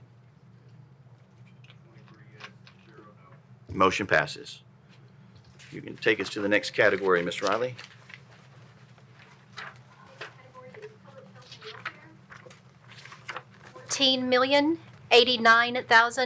$14,089,918. I have a proper motion by Commissioner Lisa Hayes, seconded by Commissioner Steve Smith. Any questions or comments on this line item? Is it on my question or comment from Commissioner Richards? Just a comment, my daughter works at the animal control, which is part of this budget. I will be voting my conscience on this. Thank you, Commissioner. Any other questions or comments?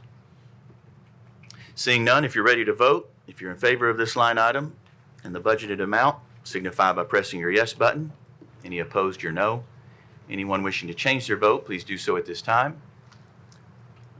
Record the vote, please, Mr. Whitby. 23 yes, 0 no. Motion passes. Social, cultural, recreational services, $27,526,297. I have a proper motion made by Commissioner Steve Smith, seconded by Commissioner Lisa Hayes. Any questions or comments on this line item? Seeing none, if you're ready to vote, if you're in favor, signify by pressing your yes button. Any opposed, your no. Anyone wishing to change their vote, please do so at this time. Record the vote, please, Mr. Whitby. 21 yes, 2 no. Motion passes. Agricultural and natural resources, $950,537. I have a proper motion made by Commissioner Megan Guffey and seconded by Commissioner Steve Smith. Any questions or comments to this line item? Seeing none, if you're ready to vote, if you're in favor, signify by pressing your yes button. Any opposed, your no. Anyone wishing to change their vote, please do so at this time. Record the vote, please, Mr. Whitby. 23 yes, 0 no. Motion passes.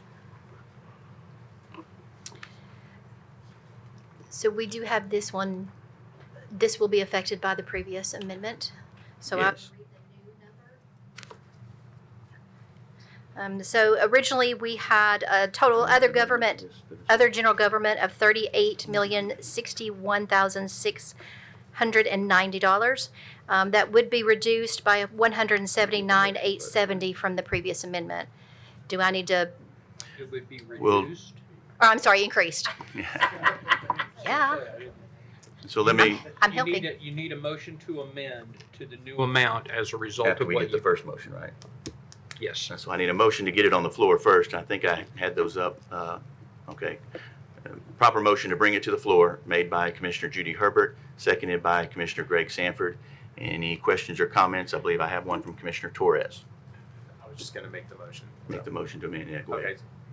Okay. Do I need to amend Yeah. 58,600? Okay, so this is a motion to amend 58,600 in the amount of increasing at 179,870. Yes. Second.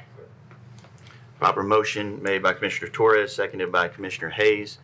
Again, this is to amend the total amount by $179,870 to reflect the previous vote that we had made earlier for public safety, increasing that amount.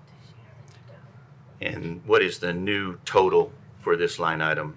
Would be $38,241,560. And I have a question or comment from Commissioner Mary Smith. Yeah, I just wanted to ask a question. So I know that we have those amendments on the last page there, and that's for the 58,600. Do we need to introduce that amendment also? That we came up with the budget committee? Yes. So we should combine probably the net impact? Yeah, there were some amendments that were already planned for. Should those be made separately?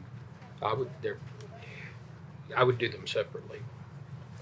We'll do those amendments separately. So we'll vote on this amendment, and then if there are others to be made, then we'll ask those commissioners to make those at that time. Okay.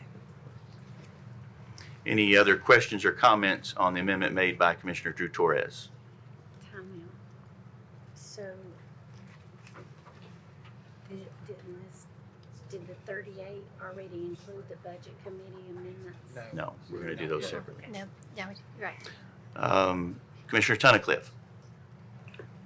I'm just stating the obvious here. We still don't have a way to pay for this. Any other questions or comments on the amendment? Again, I do believe there are going to be other amendments made, but right now we're voting on the amendment to increase this line item by the amount reflected by the vote we made previously, amending it to $38,241,560. Any other questions or comments on that particular amendment? Seeing none, if you're ready to vote, if you're in favor of the amendment, signify by pressing your yes button. Any opposed, your no. Anyone wishing to change their vote, please do so at this time. Record the vote, please, Mr. Whitby. 23 yes, 0 no. That brings us back to the original line item with the new amount. Any other questions, comments, or amendments? Commissioner Herbert. Amendments. I know we need to amend the, I believe it's 58,400 and 58,600. Do those both need to be separate amendments? They can be together. I'm told those two could be made together. okay, I need to move to amend the 58,400 other charges total to, is this the right one? Because we've already amended one. Yes. That's still the same. 5,718,377, and the 58,600 employee benefits total to 27,674,197. Is that correct, Ms. Riley? The 58,400 is correct. That is no change due to the previous amendment. 58,600, reducing it with this amendment and our previous will bring the total for 58,600 employee benefits to $27,854,67. So I have a proper motion made by Commissioner Herbert to amend line item 58,600 to a total of $27,674,197. Do I have a second? Second. 27,854,067. And that was seconded by Commissioner Lawrence and Commissioner Guffey simultaneously. We'll let the record reflect Commissioner Lawrence. He pushed his button. And any questions or comments on that amendment?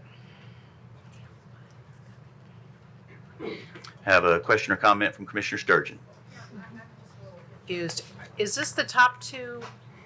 Is this what we're amending 58,600 for again? You're looking at something different than I am. So you're looking at other general government, Oh, and so the two line items are 58,400.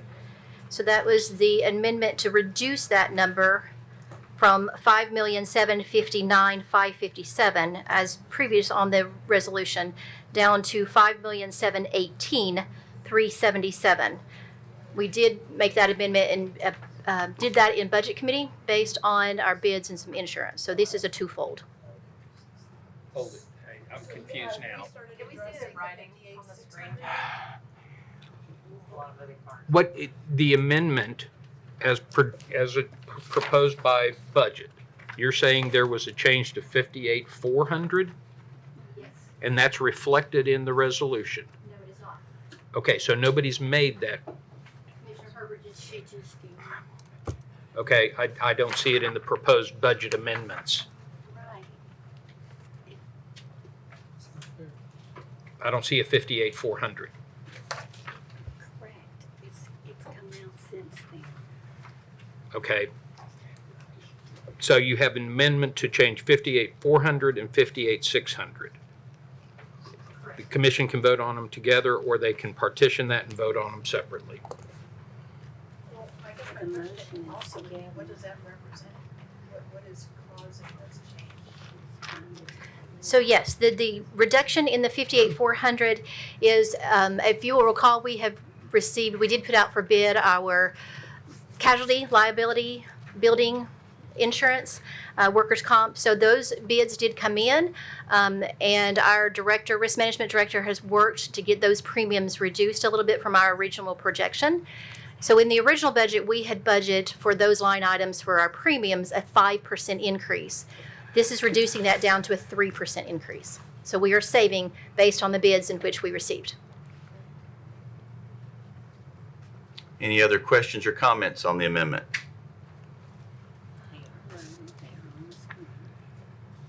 Are they loaded for us to vote on?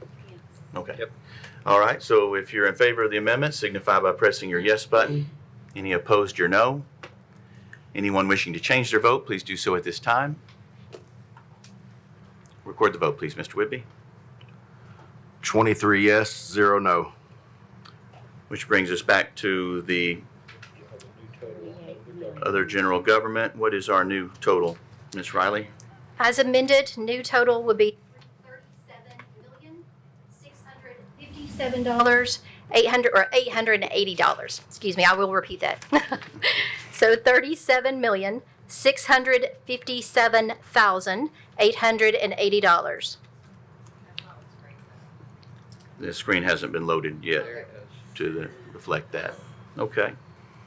Any questions or comments on the line item now amended twice? Again, the new total on the screen, $37,657,880. Seeing no questions or comments, if you're ready to vote, if you're in favor, signify by pressing your yes button. Any opposed, your no. Anyone wishing to change their vote, please do so at this time. Commissioner Torres?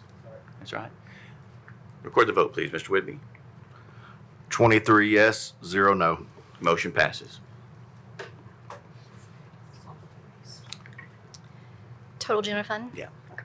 Total general fund as amended, $174,771,137. Again, that's 174,771,137. So again, the votes we've made previously brings the total general fund to $174,771,137. I have a proper motion made by Commissioner Judy Herbert, seconded by Commissioner Greg Sanford. Any questions or comments on the total general fund? Seeing none, if you're ready to vote, if you're in favor, signify by pressing your yes button. Any opposed, your no. Anyone wishing to change their vote, please do so at this time. Record the vote, please, Mr. Whitby. 23 yes, 0 no. Motion passes. On to solid waste. Solid waste sanitation fund, $10,509,041. Have a proper motion made by Commissioner Steve Smith, seconded by Commissioner Megan Guffey. Any questions or comments on this line item? Commissioner Herbert. Motion to amend on this. on the 58,400 other charges total to, I'm trying to get this right. All right. Solid waste. To 868,444, and the 58,600 employee benefits total to 865,073, reflecting a new total for the solid waste sanitation fund to 10,486,687. I have a motion seconded by Commissioner Guffey to make those reductions, reflecting a new total of $10,486,687.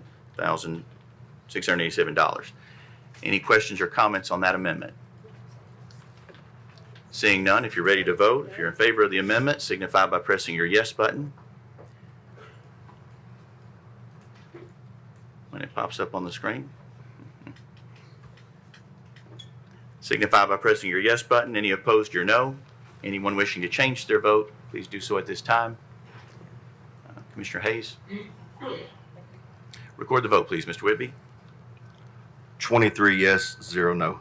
The amendment passes, and now we're back to the line item, again amended with a new total reflected on the screen here and momentarily of $10,486,687. Any questions or comments on that line item in the new total? Seeing none, if you're ready to vote, if you're in favor, signify by pressing your yes button. Any opposed, your no. Anyone wishing to change their vote, please do so at this time. Commissioner Williams.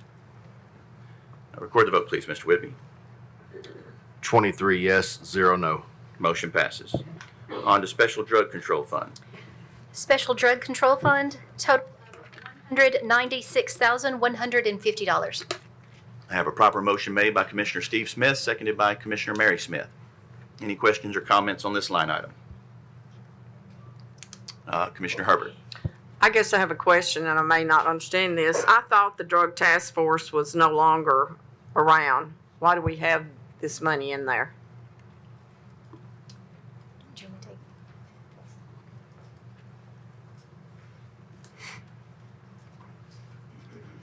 The Drug Task Force was a district agency that fell under the state, under the governor. It has nothing to do with our drug fund. Every agency has a drug fund and a budget for the drug fund. We get state fines for drugs, and we also get asset forfeiture money from seizures, and that's what this money is. I guess I'm a little confused because didn't we get rid of those offices and y'all took them over for something? No, what we did is we leased the office building on Beasley and moved our narcotics division over there. They were previously in the historic courthouse. And so we moved them over there to expand some more space in the historic courthouse for CID. Okay, so we don't have a drug task force now in the county? There is one drug task force officer that works for the district attorney's office for the whole 21st district, but that falls under the state of Tennessee. And if I'm not saying that right, Commissioner, you may help me on that, as you're aware, but that's Joe Ashmore. He is the only person. I'm on the board for the 21st Judicial Drug Task Force, but they have one employee, essentially. We have a narcotics division, but that's totally separate from the Drug Task Force. And that position's paid by the state, correct? That's correct. Okay, thank you. Any other questions or comments on the Special Drug Control Fund line item? Seeing none, if you're ready to vote, if you're in favor, signify by pressing your yes button. Any opposed, your no. Anyone wishing to change their vote, please do so at this time. Record the vote, please, Mr. Whitby. 23 yes, 0 no. Motion passes. Highway Public Works Fund. Highway Public Works Fund, $15,942,102. I have a proper motion made by Commissioner Tunnicliffe, seconded by Commissioner Guffey. Any questions or comments? I believe this one may also have an amendment to reduce. Yes, Commissioner Herbert. I move to amend the 650,000 other charges total to $1,549,241, and the 66,000 employee benefits total to 1,932,784, reflecting a new total for the Highway Public Works Fund to 15,889,776. Proper motion made by Commissioner Herbert, seconded by Commissioner Guffey. Any questions or comments on the amendment to reduce those two line items? Seeing none, if you're ready to vote on the amendment, if you're in favor, signify by pressing your yes button. Any opposed, your no.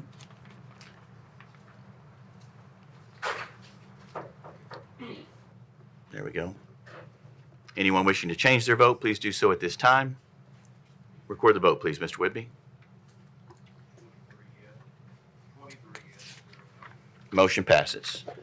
I'll now call on Superintendent Golden for the General Purpose School Fund. Don't we need a motion? Oh, I'm sorry. Let's me back off. Yeah, Diane, that's why Diane sits next to me. So we just voted on the amendment. Now we have to vote on the total amount as amended. So we're back to Highway Public Works Fund. Again, I apologize. The new total amount based on the amendment that we just passed is $15,889,776.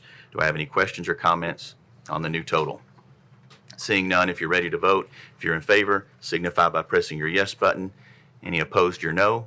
Anyone wishing to change their vote, please do so at this time. Record the vote, please, Mr. Whitby. 23 yes, 0 no. Motion passes. Now I will call on Superintendent Golden as we move to the General Purpose School Fund. Judy has one motion that will get us to this instead of going through individuals. The original published document included general purpose school fund of $565,306,797. And I have a proper motion made by Commissioner Lisa Hayes, seconded by Commissioner Steve Smith. And I believe this one also has amendments that would reduce the total. Yes, Mr. Chair. And I'm going to ask if Ms. Riley would just be double checking me as I walk through these. And Mr. Chair, we actually have proposed reductions in each one of those line items from 71,100 regular instruction all the way down to 73,400 early childhood education.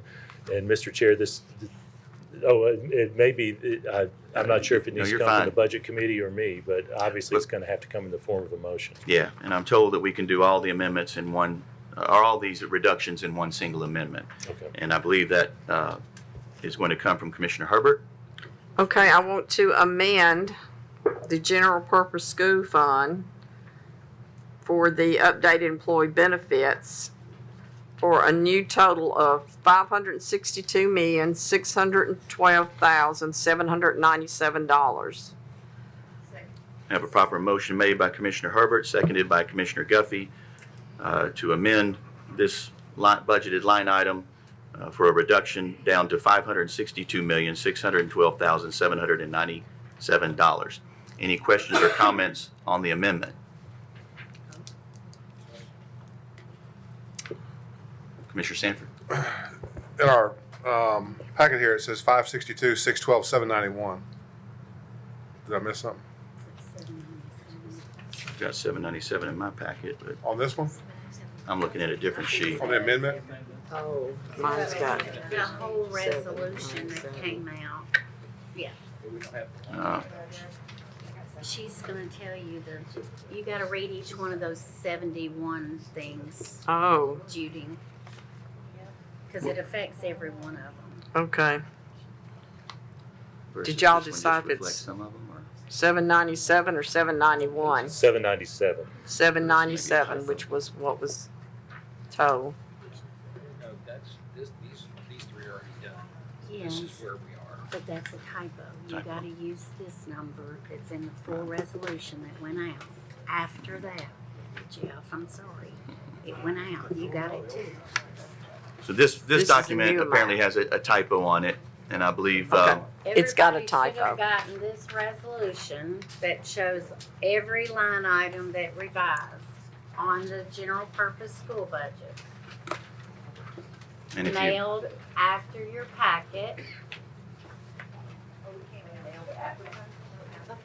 Yes, it came after the packet in an email because that's when the budget committee met on Thursday after your packet was mailed. But it's not here in paper. I can leave you the water. All right, so we've got, I think it was in our It either we had to print it off, I can't remember. on the one that was emailed to you, if you follow the math on each reduction, it does bring you to a total of $562,612,797. Commissioner Herbert, if you don't mind calling out the new Okay. totals of each line item so each commissioner can hear those and be able to write those down in case they did not have this or didn't print it out. And then we'll double check our math to make sure that that total is reflected correctly.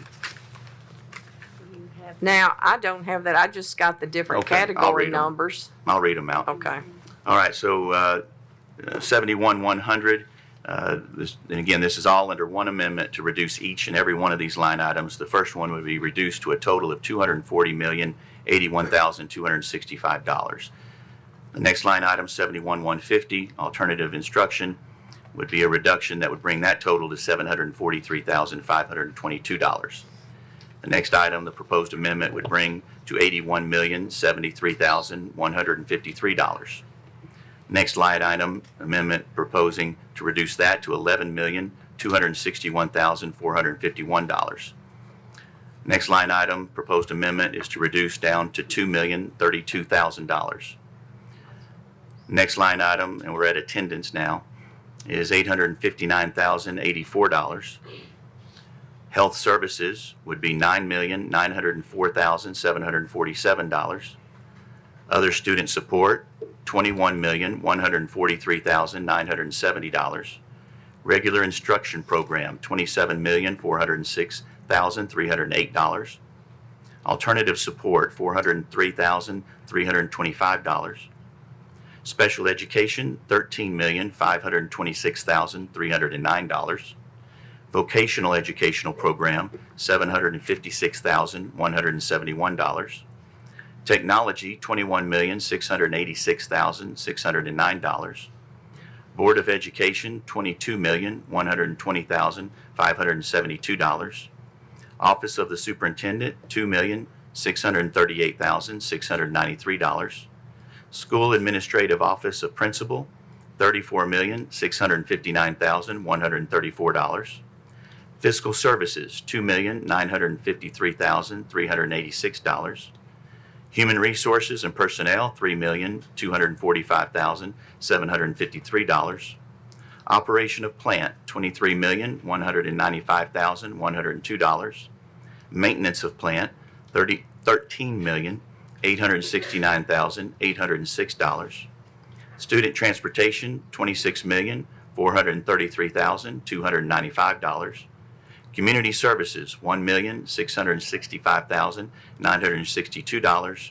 And Early Childhood Education, $953,180.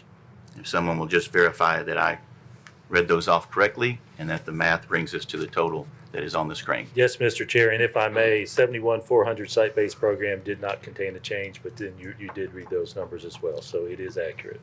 Okay. Accurate number read, but that did not change from the original. Any questions or comments on the amendment to make those reductions, bringing the new total to $562,612,797? I have a question or comment from Commissioner Sturgeon. Yeah, I'm just wondering, what was the process that created all these little changes? Thank you, Commissioner. That actually came from the Budget Committee, where the proposal from the Budget Committee that was voted on was to reduce the health insurance per FTE by $500 per person. We have people in those lines. Thank you. Yes, ma'am. Any other questions or comments on the amendment? Seeing none, if you're ready to vote on the amended line item budgeted line item, if you're in favor, signify by pressing your yes button. Any opposed, your no. Anyone wishing to change their vote, please do so at this time. Commissioner Tunnicliffe. Record the vote, please, Mr. Whitby. 21 yes, 2 abstain. The amendment passes. Now we're back to the motion on the floor for the line item total, again, now $562,612,797 for the general purpose school fund. Any questions or comments on that line item? Question or comment from Commissioner Lisa Hayes. Hello, Superintendent. Quick question. I asked this in October, so I'm going to ask again. And my apologies that I was not able to attend your budget meetings. But I know the state sent a letter and asked and recommended the governing body to adopt a fund balance policy for all fund types with the requirement to maintain not less than 2 months of regular operating revenues or expenditures for operating funds. You may determine, it says more than 2 months if you feel the need, but did you guys do anything to address the comptroller letter?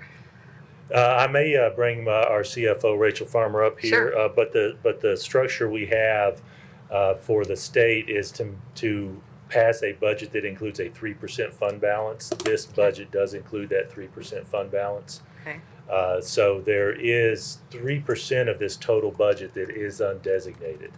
I don't know if it meets the recommendation, but it does meet the state requirements of that 3%. Okay. So we have not proposed to increase our revenue sufficiently, if I'm not mistaken, to have 2 months of operating expenses. I will say, from our perspective, with the size of our district, we believe it's reasonable not to increase that expenditure to that extent, based on our past experience as well. Okay. Thank you. Commissioner Mason. I just simply like to tell everybody every year that my husband is a Williamson County school employee, so I will, of course, be voting my conscience or in good faith, because it doesn't individually line item affect him. Thank you. Thank you, Commissioner Mason. And Commissioner Jones. I second that. Thank you, Commissioner Jones. Recognize Commissioner Jones as a longtime school teacher here in Williamson County, and we thank him for his service on both the school system and as a county commissioner. Any other questions or comments on the newly amended total of the general purpose school fund?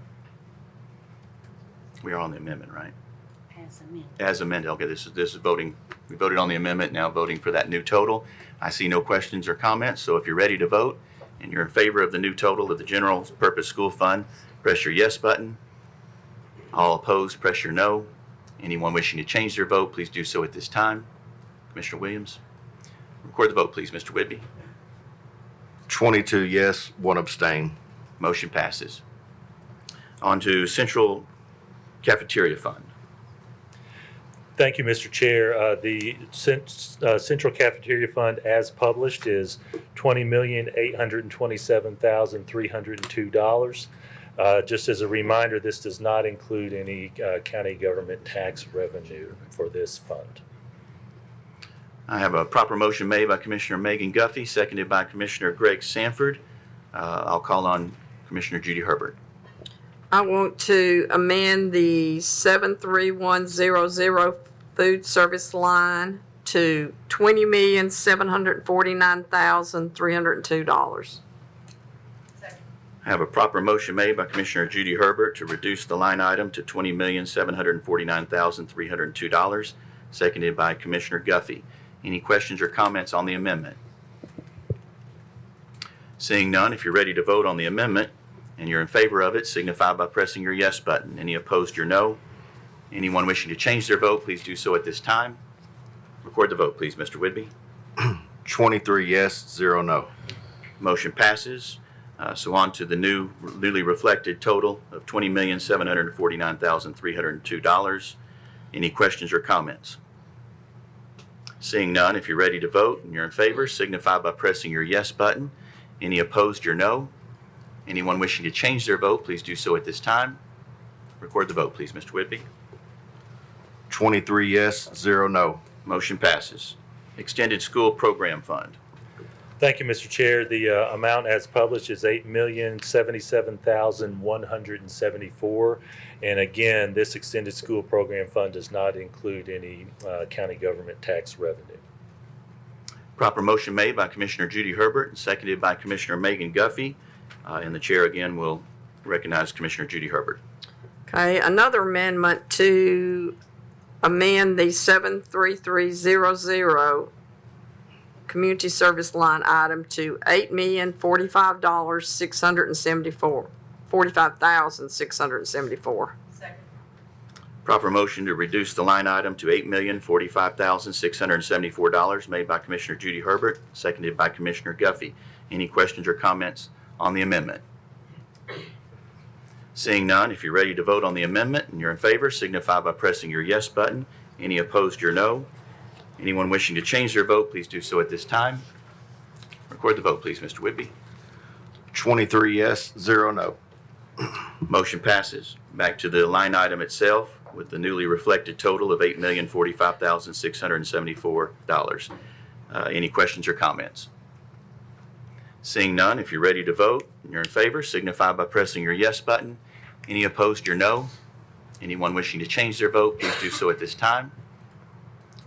Commissioner Aiello. Record the vote, please, Mr. Whitby. 23 yes, 0 no. Motion passes. Thank you. Thank you, Superintendent Golden. Ms. Riley, I believe we're now on General Debt Service Fund. Yes, sir. General Debt Service Fund for a total of $67,081,676. I have a proper motion made by Commissioner Steve Smith, seconded by Commissioner Megan Guffey. Any questions or comments on this line item? Seeing none, if you're ready to vote, if you're in favor, signify by pressing your yes button. Any opposed, your no. Anyone wishing to change their vote, please do so at this time. Record the vote, please, Mr. Whitby. 23 yes, 0 no. And the motion passes. Rural Debt Service Fund. Rural Debt Service Fund, total budget of $42,198,228. I have a proper motion made by Commissioner Megan Guffey, seconded by Commissioner Greg Sanford. Any questions or comments on the Rural Debt Service Fund? Seeing none, if you're ready to vote, if you're in favor, press your yes button. Any opposed, your no. Anyone wishing to change their vote, please do so at this time. Record the vote, please, Mr. Whitby. 23 yes, 0 no. Motion passes. So now for the total county budget of all funds. As amended. As amended, sorry. Yes, as amended, total county budget for all funds, $900,756,130. I have a proper motion made by Commissioner Steve Smith, seconded by Commissioner Megan Guffey, to approve a total budget after all amendments that we have voted on previously and all line items voted on previously of $900,756,130. Any questions or comments? Question or comment from Commissioner Paul Webb? I just want to make sure, does that include the amendment about the law enforcement? Oh, you were correct, sir. Thank you.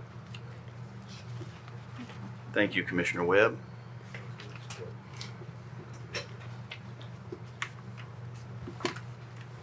I added it everywhere except there.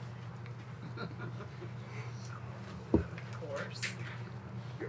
Murphy's Law.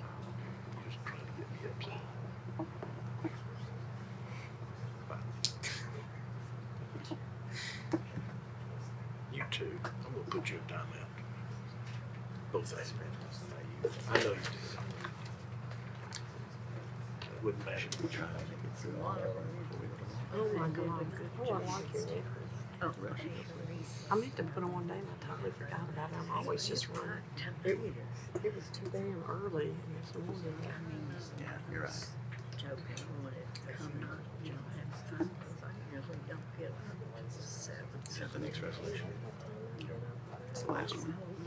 By the time, in fact, I'm Try to do all of them up to the last one. Then luckily this morning, okay. I don't know if people took the long weekend from the holiday yesterday.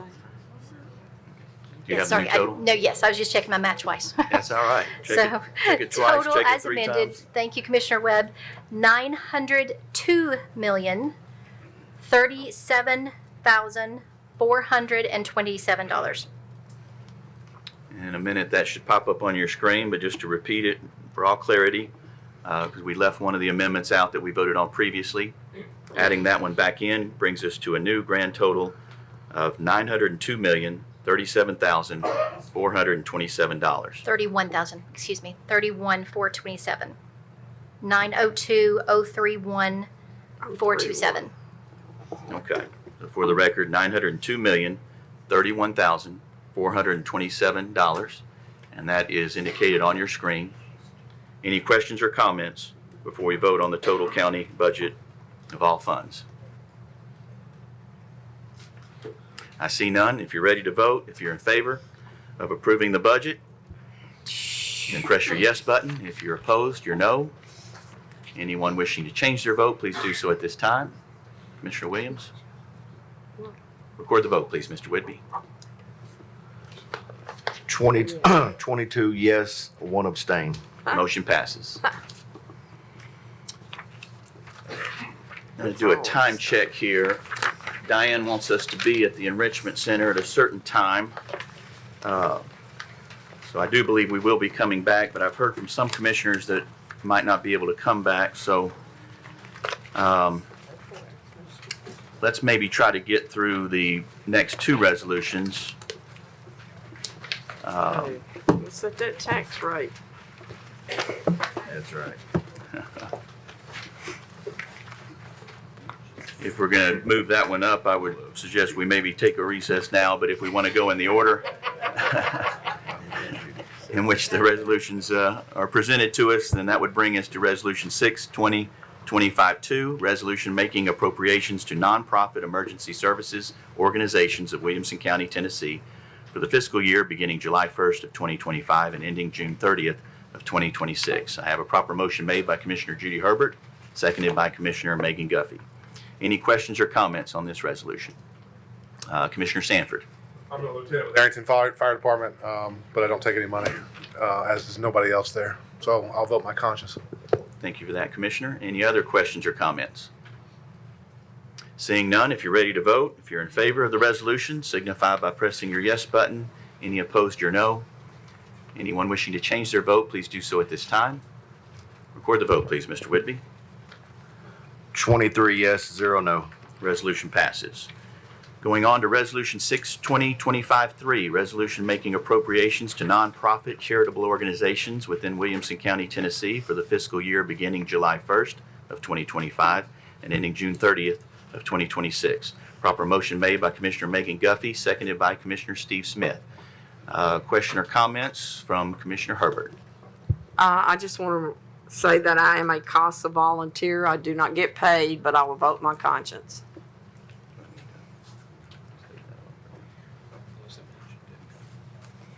Any other question or comment from Commissioner Richards? Hi, just a quick question. The Convention and Visitors Bureau, that comes from tax funds, correct? Hotel motel tax, yes. It's a Okay. percentage, yes. Thank you. Commissioner Herbert, did you have another question or comment? No. Okay, that's all right. Any other questions or comments? Seeing none, if you're ready to vote, if you're in favor of the resolution, signify by pressing your yes button. Any opposed, your no. Anyone wishing to change their vote, please do so at this time. Record the vote, please, Mr. Whitby. 23 yes, 0 no. Resolution passes. Go to lunch. All right, so we're now going to take a recess so we can all head over to the Enrichment Center. We just voted on a budget. Everybody needs to vote on how to fund it. Predicting a few questions and comments on that one. We'll go ahead and run over to the Enrichment Center because I believe the photographer is going to be ready for us at around 11:30. Lunch will be ready at 12. And then we'll come back here to reconvene. So we are on a reset. Sorry, hang on a second, folks. Oh, this is not good. Let's go ahead and do it because the paper's not good. All right, hang on, folks. Hang on. We got some last minute talk about final hour news. Something's wrong with the caterer, and there's Go ahead. we don't have food as of now. Hopefully that will change. But since we don't have anything to eat, been told that we maybe should go ahead and proceed. Let's proceed. That was probably being done. I think if we had given that department a raise, we may have food. They're acting accordingly. So, if we can all return to our seats, we are still convened. DoorDash. And with that, we will go to Resolution 6/2025-4, resolution certifying the tax rate based on the 25 reappraisal program in Williamson County, Tennessee for the fiscal year beginning July 1st, 2025. Again, I know you guys know this. I don't want to be remedial. This is to certify the tax rate that we had to go to by law because a reappraisal, as we all know, does not in and of itself create higher taxes. Revenue neutral. So, do I need to read these off? Okay. Which is 1.2433. Yes. And that rate, if left untouched, would be 1.2433. I have a proper motion made by Commissioner Megan Guffey, seconded by Commissioner Steve Smith. Any questions or comments? Seeing none, if you're ready to vote and you're in favor of the resolution, signify by pressing your yes button. Any opposed, your no. Anyone wishing to change their vote, please do so at this time. Commissioner Richards? That's all right. Record the vote, please, Mr. Whibby. 22 yes, 0 no. Resolution. One absent. Greg didn't get the memo maybe that we weren't going to go eat just yet. He was hungry. So that resolution passes. And with no further updates on whether or not we have food or not, let's go ahead and go to Resolution 6/2025-5.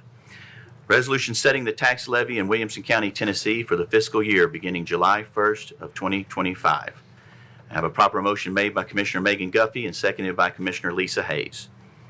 The proposed total rate would go to 1.34. We have amendments, and do I just go to Judy Herbert for all these? Yeah, okay. The chair recognizes Judy Herbert. Okay, so we have an amendment on that from the last budget meeting. All these other amendments, so I'm gonna read what the amendment was from the Budget Committee.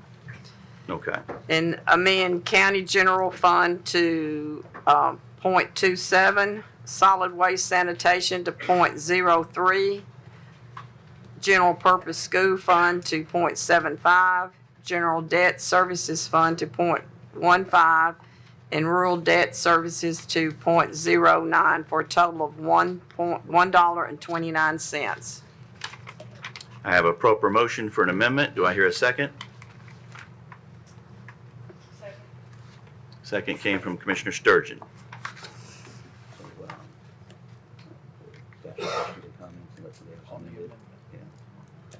Any questions or comments on the amendment? First one goes to Commissioner Steve Smith. Yes. We've had a lot of discussion about the sheriff's department, the full county in terms of salaries, with no immediate way to fund that. I would propose an amendment to raise the county general to .28 from .27 to take care of those unfunded issues that we've approached today. I have a proper motion to raise the county general fund from .27 to .28, which would raise the total amount by a penny to 1.30. That proper motion came from Commissioner Steve Smith, and the second came from Commissioner Guffey. Any questions or comments on the amendment? To the amendment. Jennifer Mason on the amendment. Thank you. I agree we're going to have to do something based on the changes that we made earlier. And Phoebe, this is a question for you. The proposal is to raise it a penny, which generates what, about 2.3 million? 2.7. 2.7. The increase in the budget for the sheriff's deputy raises was 1275. 1275. Change. So am I correct, we can accomplish paying those salaries with just a half? We could if you chose to take it out 3 decimals. Okay, and so my question really is for Commissioner Smith. What or where would the other half penny increase go to? Since we only have 1.2 million in increase. Commissioner Smith? Everybody spoke so eloquently about wanting to support all the rest of the county employees. And we expect to have a presentation on where we are on that during this upcoming budget year. This would give us some room to take care of those issues. My question. And I believe in the interim, it would go to the general fund. Any other questions or comments on the amendment? Commissioner Sanford. You know, we talk about sheriff's office, and then we talk about the rest of the county employees. What we haven't talked about is the volunteer firefighters, right? This can has been kicked so far down the road that what you city people don't understand is there's calls that go unanswered in the county. It's a huge problem.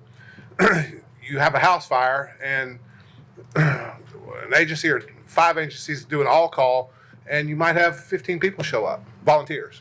You have some paid county captains that'll show up if it's during the day, but maybe 1 or 2 of them may come in at night. But it's a huge problem. So maybe why don't we take that half a cent to at least put 1 person at every station, 2 people at every station. There's very competent people, Mr. Bonson, Connor, they can address this, but it's a huge problem.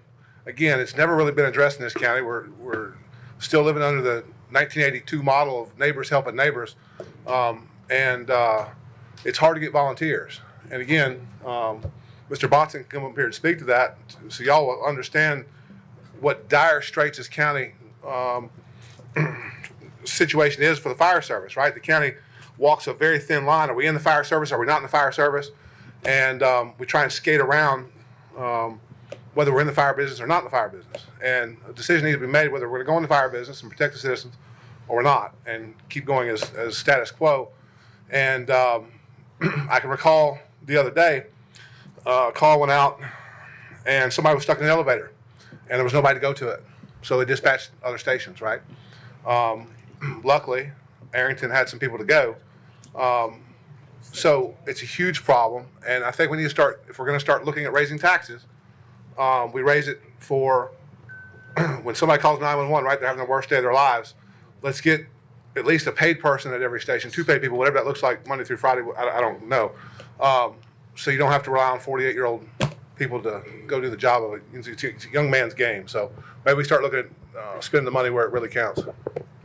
Do you want Connor Scott to come up? No, I want Jay Bonson to come up, please. Is he? Yeah. Point of order, is this on the amendment? It is not. This would be an appropriation. That bill has already been, or that resolution has already been passed. This is on the tax rate. So no, it would not be relevant to the tax rate discussion. I apologize for calling up on Well, I could make an amendment to the amendment then. I just don't want to start confusing You've already people. got an amendment to the amendment. You're only allowed 2 amendments to the resolution. You'd have to wait until one of those amendments was disposed of before you could make that. But you can't, it's amending the tax rate does not make an appropriation for the purpose you're trying to address. That needed to be done in the budget, which was just passed. So you would be basically increasing the fund balance, but you would not be making an appropriation for the purpose of which you're speaking. You can't do that resolution now because it wasn't noticed. It would have to come in July. in a future meeting. Okay. So we are back to the amendment to raise the county general fund by a penny from 127.28, which would raise the total to $1.30. Any other questions or comments on that amendment? Seeing none, if we're ready to vote, if you're in favor of the amendment, signify by pressing your yes button. Any opposed, your no. Anyone wishing to change their vote, please do so at this time. Commissioner Petty. Record the vote, please, Mr. Whitby. 13 yes, 10 no. Resolution passes. The amendment. No, I'm sorry, the amendment passes. Now you have your first amendment. And that was, That was Judy's to go into 27, which is now 28. with that, okay. So we're back to the original amendment, which now altered by that amendment would take us to a county general fund of 0.28. Solid waste remains at 0.03. General purpose school funds is now 0.75. General debt service remains at 0.15. Rural debt remains at 0.11. No, I'm sorry, it goes to 0.09. The total rate of 1.30. Yeah, for a total rate of 1.30. Just want to make sure my math checks out with everyone else's. Any questions on that amendment? First question or comment comes from Commissioner Sanford. Okay, then we go to Commissioner Williams. Thank you, Mr. Chair. Not sure who to ask to explain this, but I'm going to try and put this in pretty simple layman terms. So the original proposed budget was $904,217,000 and some change. After we amended it, it's $902,031,000 and some change. So it's roughly, we reduced it by about $2.2 million. However, this amendment is changing the proposed tax rate of $1.34 down to $1.29. $1.30 with $1.30 now, as amended. Can somebody please adequately explain what other changes were made in the budget to account for those additional pennies? If we've only reduced it $2.2 million, but we're looking at 4 less pennies on the tax rate, what else was incorporated in this to get to that 1.30? Yes, ma'am. So we did a couple of, actually a few things. The first you had mentioned earlier was changing our calculation for our collection rate and changing that from 92% to 94%. That did save obviously a few pennies. As you said, it's just obviously shuffling it from one to the other, but that did generate less of a need for me to increase that tax rate. The other thing that we did that you had a big effect that you saw on the school system was we chose to reduce, based on the budget committee endorsement, that we reduce the per person insurance rate from $13,000 to $12,500. Again, that saved approximately $3 million or so. The third thing, obviously, is we also discussed was the liability insurance for property casualty. We saw some savings when those premiums came in after the bids, and that saved another few $100,000. So with that, we have also allocated, we have chose to allocate the commission, or the committee, I should say, the budget committee, on their recommendation is to go back and look at some education impact fees. So you will have a resolution next month that comes before you. So when we first started collecting education impact fee in 2007, we were very conservative. One, we didn't have a balance to pull from. Obviously, we had just started. Secondly, we were under suit. We didn't know how that was going to go, how that was going to play out. So we were very conservative with what we pulled from the education impact fee. So at the mayor's recommendation, I have gone back, looked at the 2018 and the 2019 bonds. We have addressed some funds that we had borrowed for some growth projects. By actually going back and capturing that and allocating some of these education impact fee funds to offset principal and interest in the coming year, we have been able to save 2 pennies in the debt service. So I'd kind of like to hone in on the budgeting mechanism of the 92 to 94% collection. So if memory serves me correct, I think historically we do collect around 97%. Correct. And then with a little bit of legal intervention, we typically can get that up to 99%. From my understanding. Correct. But as long as I've served on the commission, as long as my parents served on the commission before, we have always budgeted at a 92% collection rate as a conservative budgeting safety mechanism, right? Because we do know that throughout any given fiscal year, there's additional needs that arise that we go unaccounted for in a budget. And that gives us the ability to address those when they come up without having to change the tax rate. It gives me grave concern that we're going to deviate from that standard principle that has served us well for so long and play a shell game by going from 92 to 94 so we can shave a couple of pennies.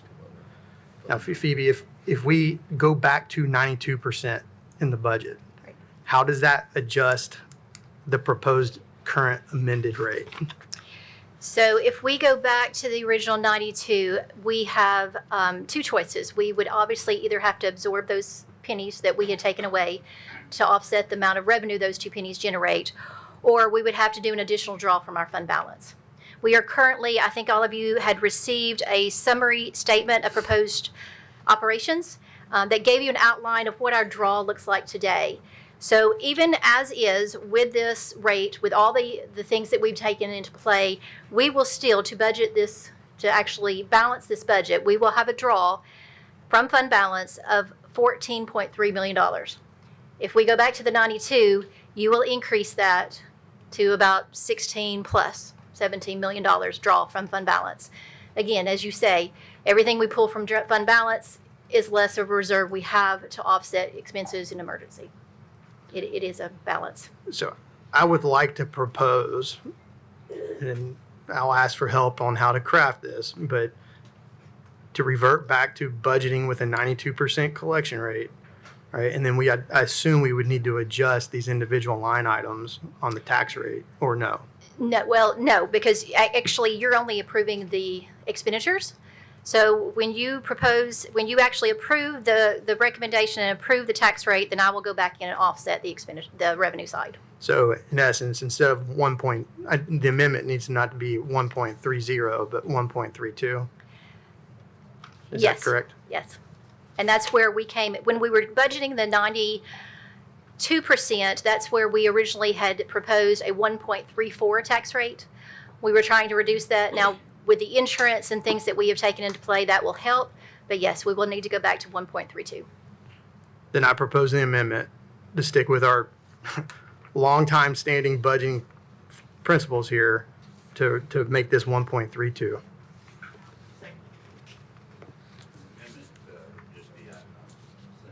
Council, just to raise it to 1.32. I don't think you can specify what that would go to. Am I wrong?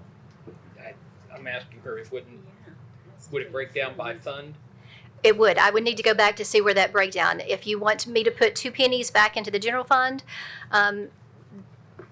we can do so, or if you want to offset a penny somewhere else. But the general fund is where we're pulling the major part of our draw. So I would recommend to increase, we would pull it into general fund so that we can reduce the amount of our draw. To be specific, if he were to raise it 2 pennies, you're saying that would go to the county general fund, which would go to 0.30. To 0.30, and then the total would be 1.32. Correct. Would be the form of your amendment? Correct. Okay. So Commissioner Williams, if I'm correct, your amendment is actually to raise the county general fund to 0.30. Which would create a net of 1.32. Correct. Which would create a tax rate of 1.32. Correct. No, we were back to the We general. were back to the original So amendment. now this we've is now got an a new amendment. So to this that, is not an amendment to the amendment. to the amended amendment to the amended amendment. It's an amendment Amended to the resolution as amended. Yes. Yeah, so to help, and it kind of helps me to say it out loud too. So we had already voted on and passed an amendment to change the rate to 1.30 when we were back to the entire resolution. Now we have a new amendment to consider, and that would raise the rate to 1.32. And that amendment came from Commissioner Williams, and I believe was seconded by Commissioner Guffey. Yes. Mr. Chair, may I? Yes. So I do need to make sure that we do mention that offsetting, dropping that 94 also helped cushion our school, our GPS fund. So my recommendation would be to split those pennies and do one for general fund and one for general purpose school, because offsetting that so that we can maintain that 3% balance. Commissioner Williams, do you want to alter your I'm following your guidance here. amendment?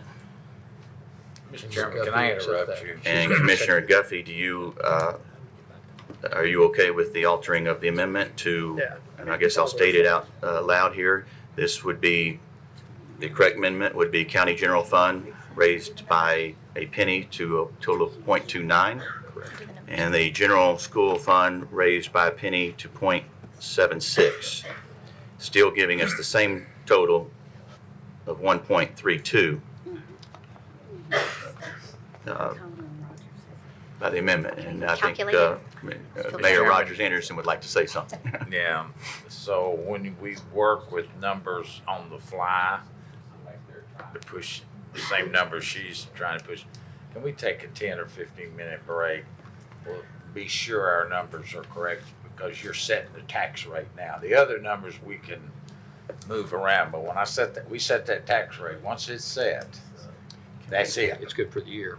So can you give us 10 or 15 minutes to really work on these numbers? That's wise. Thank you. And second thing is, we are having lunch. You want to try to get this finished ahead of time?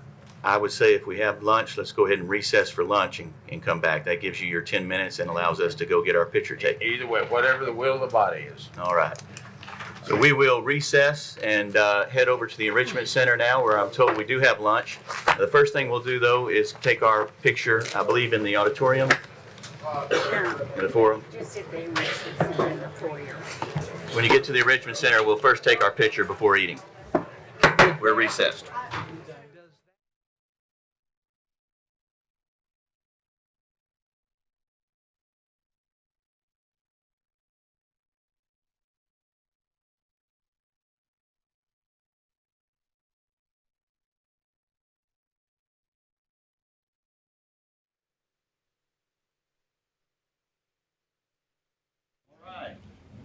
Trust everybody had a good lunch. Thank you for your patience, everyone. I think they cleaned out the whole restaurant and brought us everything they had, so. And you're gonna have to remind me of the individual you wanted me to thank for the school bus. That was Brian King, thank you Brian for the King. school Thank you bus. for the school bus. Absolutely. All right, so I will call back to order the budget meeting of the Williamson County Commissioners. County Commission meeting. County Commission meeting to discuss the budget. And I understand we have to do roll call again, is that right? So if you'll hit your present buttons. No, they don't work. I think it's right? going to actually be a roll call. I can do that. Oh, it's going to do it by voice? Yes. Okay. So we'll have to do it by voice. We can't reload roll call in the same meeting. And we have a few commissioners that didn't come back, so. All right, Mr. Whitby, whenever you're ready, call the roll. All right, Commissioner Aiello. Commissioner Beathard. Here. Commissioner Clifford. Here. Commissioner Guffey. Here. Commissioner Hayes. Here. Commissioner Herbert. Here. Commissioner Hester. Commissioner Jones. Here. Commissioner Lawrence. Absent. Commissioner Mason. Commissioner Morton. Present. Commissioner O'Neill. Here. Commissioner Petty. Here. Commissioner Richards. Present. Commissioner Sanford. Here. Commissioner Mary Smith. Here. Commissioner Steve Smith. Here. Commissioner Stresser. Here. Commissioner Sturgeon. Here. Commissioner Torres. Here. Commissioner Tunnicliffe. Here. Commissioner Webb. Here. Commissioner Williams. Present. All right, I have 22 present with one absent, Commissioner Lawrence absent. And Commissioner Lawrence had let me know that he had to go back to work, wouldn't be able to reconvene with us. All right, so on my screen, I have a request to speak from Greg Sanford. What do you want to restate? I'd like to make a motion to defer the discussion on the tax rate 2025-5 for a moment and reintroduce the vote on 6/20/25-1, which I voted incorrectly on by mistake. Second. All right. Third. All right, I have a proper motion to reconsider a previous resolution that we have voted on. This is That a motion to defer. This is Oh. a motion to defer 2025-5. motion to defer the resolution that we were on when we Correct. took our break, Because you had a motion on the floor. 6/25/5. And my reasoning is I think it will alter the discussion about the tax rate, so. Okay. And you can do that by voice vote. I'm not sure if we mixed it. What? He's asking both though. Deferring it, does it take the amendment that's on the floor to It takes defer to? everything Okay, at this they point, just need and to it'll know. come back at that Okay. point. Correct. They're gonna voice But his vote. motion also needs to be to reconsider. Can't be just to defer. Defer first, and then he does a motion to 6/20/25-1. reconsider. Okay. Don't know that you can combine those motions. Okay. So I have a motion to defer the resolution 625-5. Point of order, Mr. Chairman. Did Commissioner Williams not have a proper motion? We were just waiting for the numbers before we left. for He lunch did, and recess. this is a motion to defer that amendment in the underlying resolution until after the vote to reconsider Resolution 1 is heard. You will come back to it. It's not laying it on the table, it's only deferring it until the reconsideration of 1.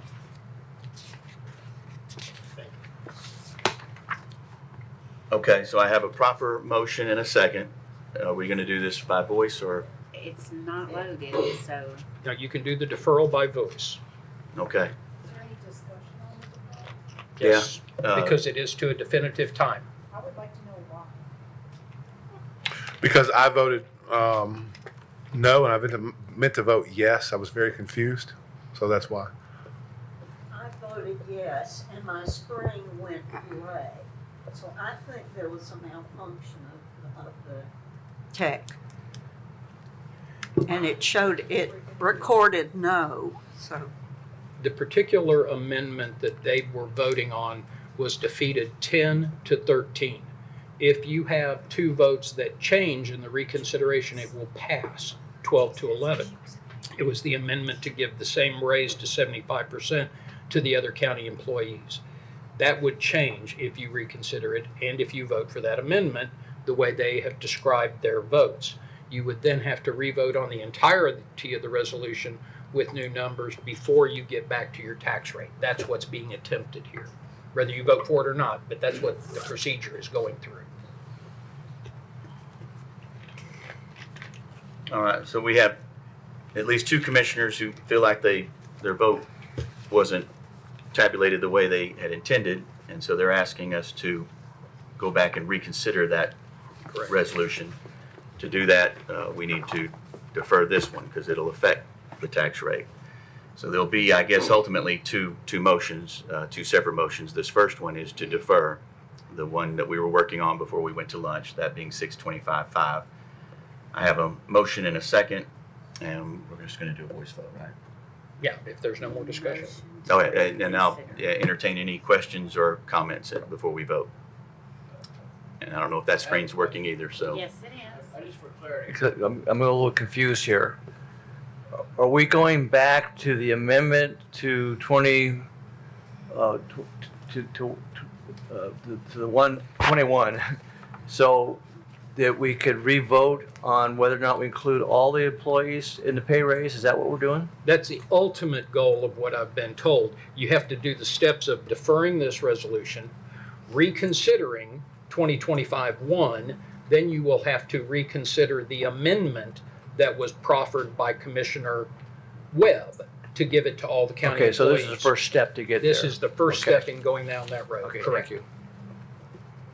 Any other questions or comments on the amendment to defer? Seeing none, if you're ready to vote, I guess we're doing it by voice, so You can load it if you would like. let's just do a voice. Okay.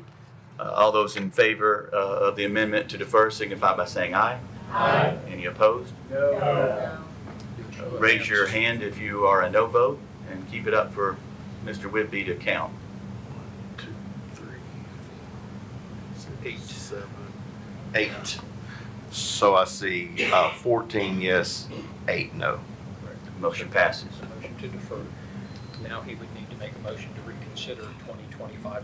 All right. The chair recognizes Commissioner Sanford. I'd like to make a motion to bring back up 6/20/25-1 and allow the extra half, is that extra half You penny? can get it reconsidered first, and then you'll go back to the amendment that you want to change. Okay, so I'm making a motion to reconsider 6/20/25-1.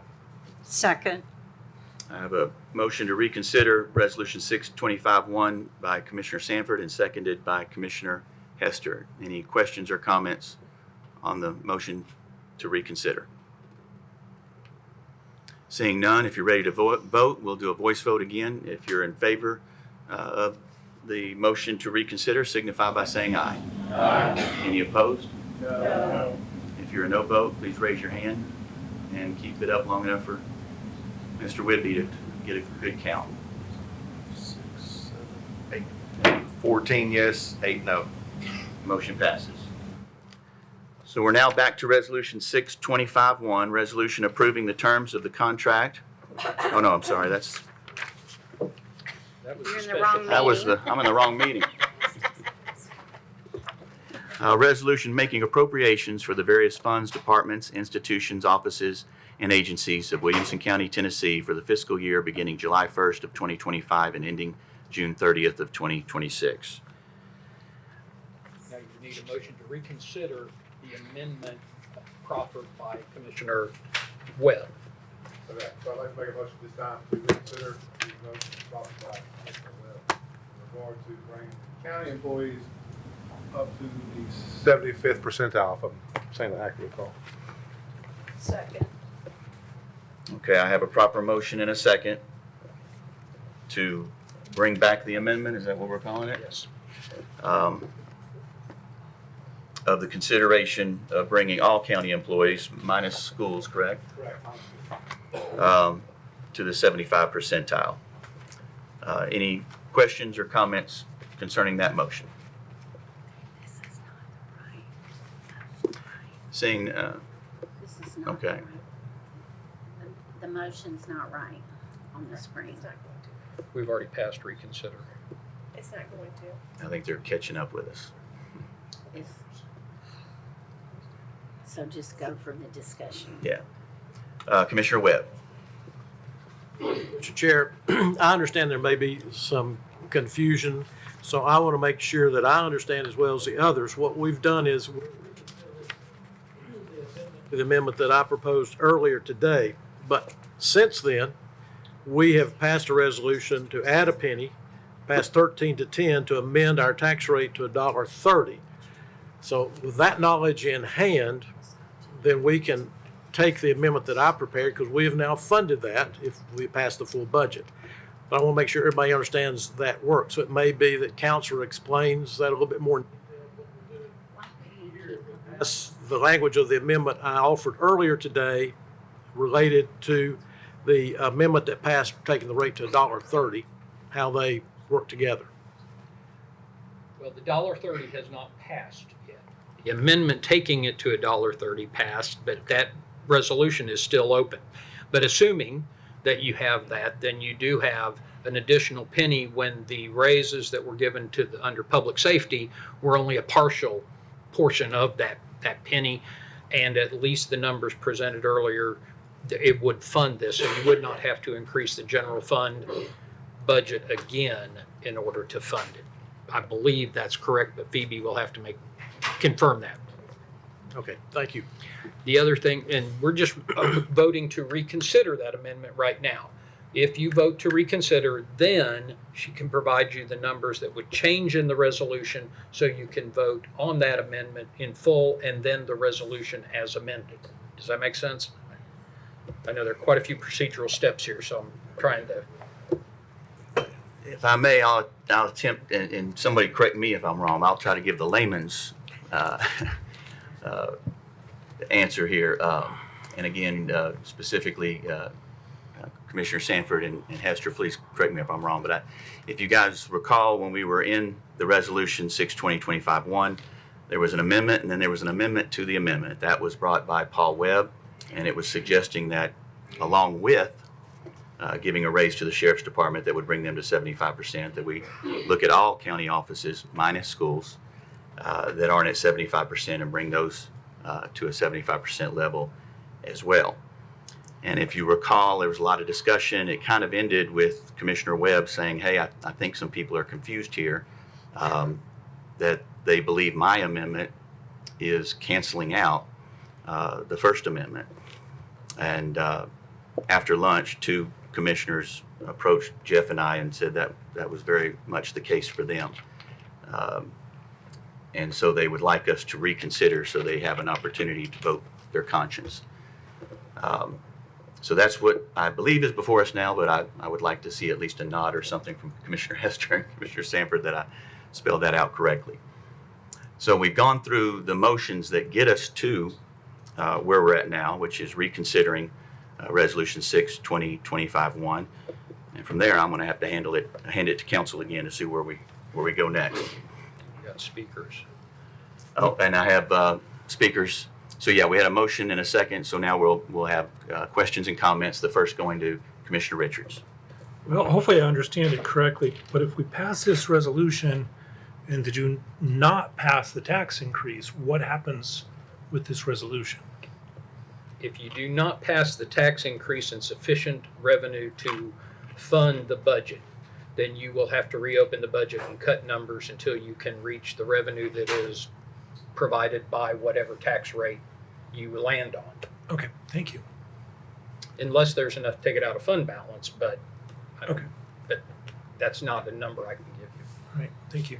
Commissioner Sturgeon. Yeah, I just want to express that this seems like really bad optics and very unorthodox to go back and reconsider a vote that we already had. And now we have one less commissioner who thought that they voted for something that passed, and now they've left for whatever reason. We all go to lunch and have a nice conversation, and then we come back and decide we're going to revote. This just looks really bad. And I think it's regrettable that it's being done. So I've never had the opportunity to change any of my votes in the past. And I think that's a good thing. So that's my feelings on the situation. Mr. Mosley, do you want to explain how the rules allow for this, that it has to be the opposing side that even brings it up? The prevailing side has to yeah. bring it up for reconsideration, and as the votes are tallied right now, Commissioner Sanford is in fact on the prevailing side as they are recorded. Parliamentary procedure allows a matter to be reconsidered in the same meeting by majority vote. That's the only procedure that's available. You can't vote a second time on something that has already been voted on. You can only open it for reconsideration if you're doing that in the same meeting. That's the procedure. It's certainly recognized in Robert's rules. So that's the procedure we're following. I didn't say we were violating the rules. I'm just saying it looks really bad. Commissioner Williams. Yeah, actually, I think Commissioner Sturgeon's comments are timely. I voted no on this earlier, and the reason I voted no is I don't necessarily believe that every time we consider a pay raise for our law enforcement professionals that we have to also consider it for all the employees across the rest of the county as well. However, it doesn't mean that there's not merit in the discussion for a raise for the county employees. I would just prefer that we have it in more detail at a later commission date. So I'm going to maintain my vote from earlier as no. But I'm not against doing this vote again if Commissioner Sanford and Commissioner Hester feel like that their vote was recorded falsely, and then give them an opportunity to recast it. That's all. Commissioner Torres.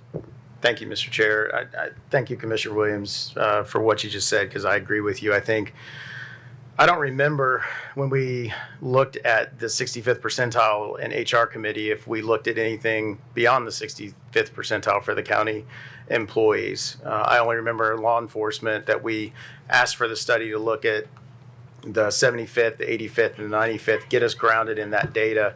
So I'm very uncomfortable making a decision that we have already made a decision on. I'm all in favor of bringing it back in September to consider as a mid-year adjustment. But like Commissioner Williams, I will not support this.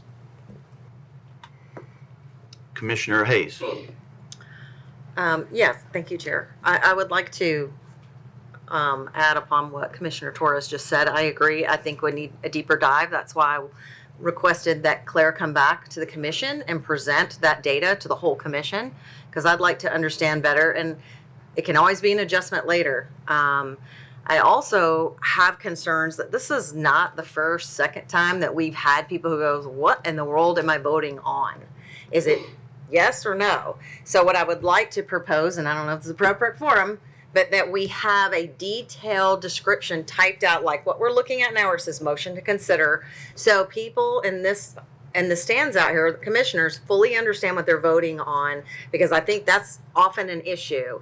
And it's not the first meeting this has happened. So I don't know if we can do that from now on and make this a part of our normal process, that we can see it fully in writing of what we're voting on, because I think that'll probably avoid a lot of confusion in the future. So I don't know if we can do that, or if I need to put a resolution in place to change that as a process. I'm happy to do that, but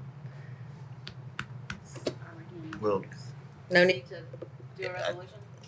well, I think it's something that's already in place, but sometimes we get a little ahead of Jamie and them and Right. their ability to type. So I will try in the future to pause Awesome. if needed to give them that opportunity. Thank you.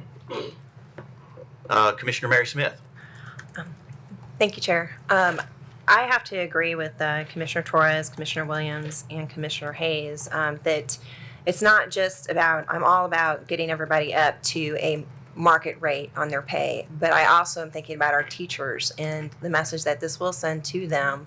And I just think we need more time to do a more comprehensive look and work with the school board on making sure that we're taking care of all the people across the county. I feel like the law enforcement was kind of a unique situation that we needed to get on immediately, but I feel this feels rushed, and I feel like we just need to take a pause. There's a lot of moving parts this year, a lot of moving parts, and I just think that would be, we need to do our due diligence and understand what the full impact is across the county. I just feel the law enforcement was a unique situation we need to deal with now, so I'll maintain my no vote. Commissioner Petty. Yeah, I agree with the Commissioner Williams, Torres, Hayes, and Smith. I have nothing to add other than the fact that I think they bring up good points, and I agree with their conclusion. Commissioner Herbert. Well, I'm going to disagree with all of these comments. I am supporting the raises for the rest of the county. There are other departments that are having very difficult times retaining employees because of the pay rate. ITT, 911. I'd love to have 911 come up and tell the experience she's having retaining employees. That would go to the amendment if you get past And reconsideration. I think we're don't getting know. a little off Is topic. I guess this is my thing to reconsider, is showing the need in the other departments is the reason I'm saying this. Okay, I'll allow it.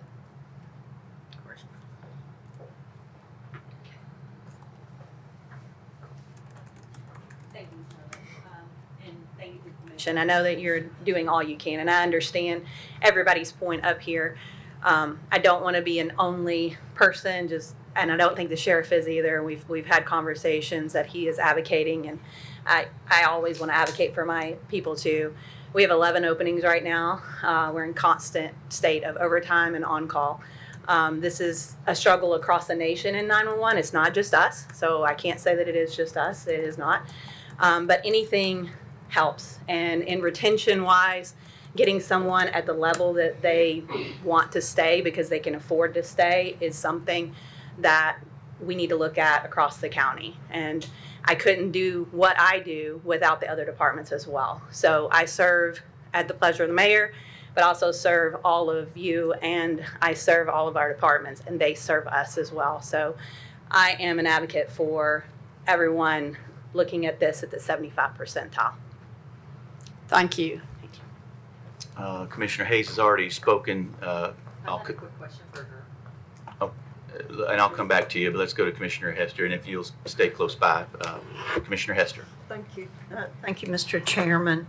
I believe that there are 11 openings in 911. And if you call 911, sometimes you're going to be put on hold. Also, I want to say that this vote needs to be reconsidered, because this is right before the whole tech system went down, and my tech malfunctioned. Thank you. I will say that not here do you get put on 911 on hold. Typically, we don't do that here. If you're in other jurisdictions, that does happen to you, and that's because of staffing. So we don't want to get to that point ever here in Williamson County. Commissioner Hayes. Quick question. So I'm curious, what when you're interviewing, what are you hearing when you make offers? Are the reasons that people are not taking the position? Are they giving you any specifics like salary, benefits? A lot of times we're Schedule. able to, it's schedule. When people leave is what I will speak to. It's, a lot of times it's not worth the mental health of them, for the salary, and the schedule. They said you can go work for Chick-fil-A for a couple dollars less and be off every Sunday to be able to attend church, and I cannot offer them that. We work nights, we work weekends and holidays, and they should be compensated for that loss of time with their families. Thank you very much. Thank you. Any other questions or comments on this motion to reconsider? Seeing none, this one appears to be loaded. We'll be able to vote on the screen. Okay. If you're in favor of the motion to reconsider, signify by pressing your yes button. If you're opposed, your no. Anyone wishing to change their vote, please do so at this time. Mr. Chair, my dad, so I'll have Okay. There were a few iPads that when we got back, the battery had completely died, and if that's the case for some of you now, we'll do a voice vote for those who.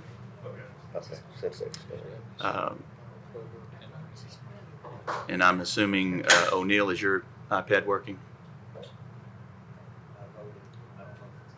And Herbert? Herbert, how about? Yours is dead? Now, Commissioner Smith, yours seemed to have came back online.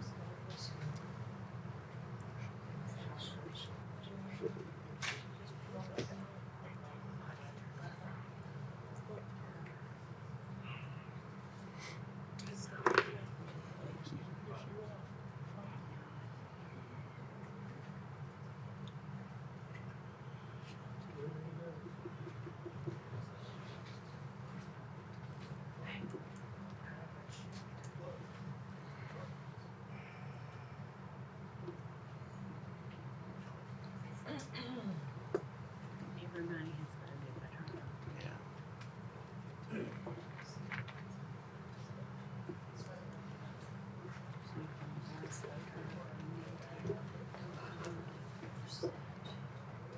I'm tempted to.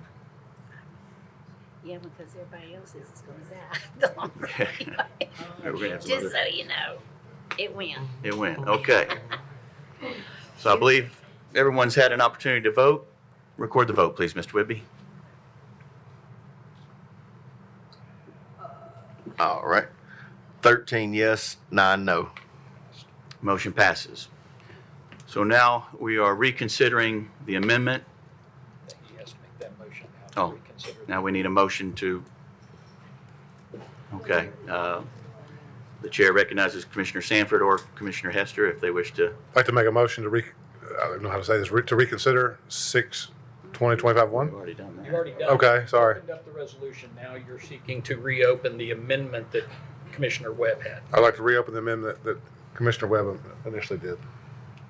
Restate his motion. In regard, I'd like to make a motion to reintroduce Commissioner Webb's amendment in regards to raising the county employees to the 75th percentile. Is that accurate? Except for schools. Except for schools. Do I hear a second? Second. Seconded by Commissioner Hester. Any questions or comments on the motion to reconsider the amendment? Not reconsider.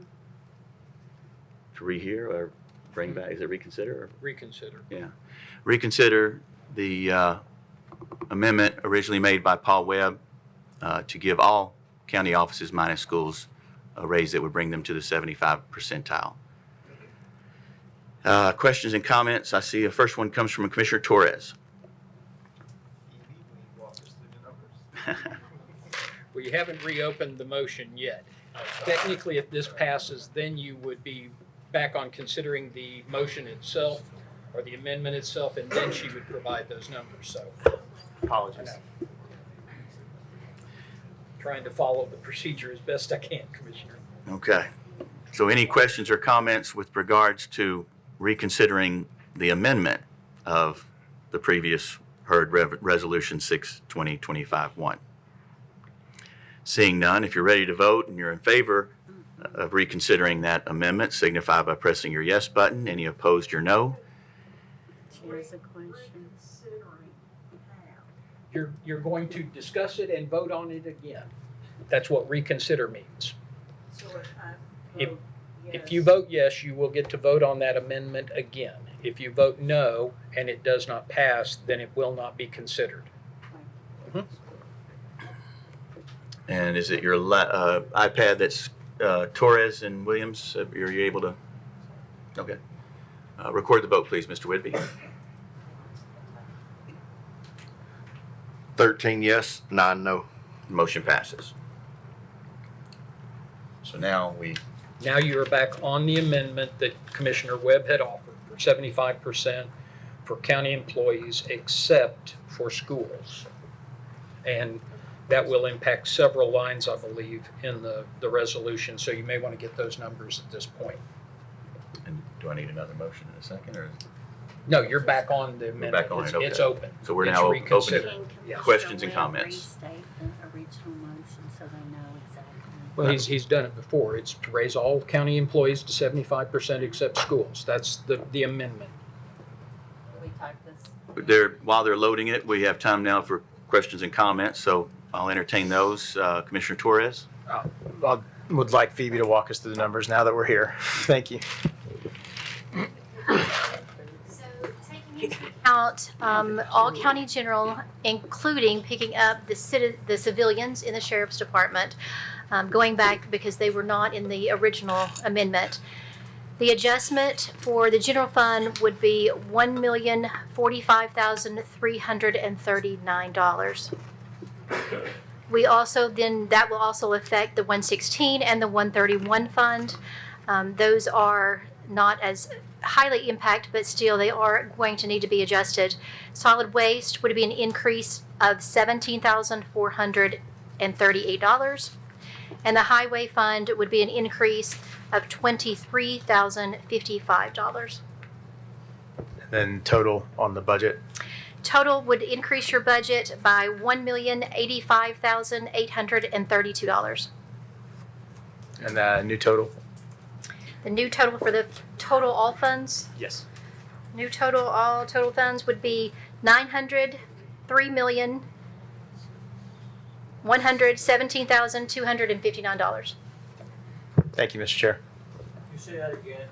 Yes, $903,117,259. Thank you. 70 or Other. 170 or 117. Thank you. 903,117,259. Thank you. That would be the new total budget if All this funds, amendment yes. were to pass. Yes, for all funds. Any other questions or comments on, You have to vote on the budget. and then we'll have to vote on the budget afterwards, but right now we're on the amendment. Any questions or comments on the amendment? Looks like I have one from Commissioner Webb. Thank you, Mr. Chair. I just want to make sure we have all the numbers right before we go through this. And so, Ms. Riley, the numbers you just gave us of $903,117,259 compares to the earlier number of $902,031,427. Is that Yes, sir, correct? that is correct. Okay, that's what we had approved, and so that's roughly about $1,000,001 addition. It's $1,085,000, yes, sir. Right, which what you just said, that we're adding to what we've already approved. Okay. Now, with that, Mr. Chair, we're adding that back. We're okay legal-wise. We'll go with this 903 million number from what you've heard. Everybody's We're not voting on good. 3 yet. Okay, thank you. We'll still have to vote on the resolution as a Right. whole, but in terms of the amendment and what it would do to the resolution, you are correct. Other questions or comments? I see none. So if you're ready to vote on the amendment to add salary increases, and it's on your screen, amend to add salary increases for all county employees except for Williamson County Schools to 75% market rate. What's that? Oh, your screen's down. It's on the big screen in front of you, No, she's got but to to vote, I get you. Let me see if if we can. You think mine will work if I give her my I'm card? giving her one from. Is yours working, Lisa? Okay. Up at the top, it says Lisa Hayes. Yeah, is that all right?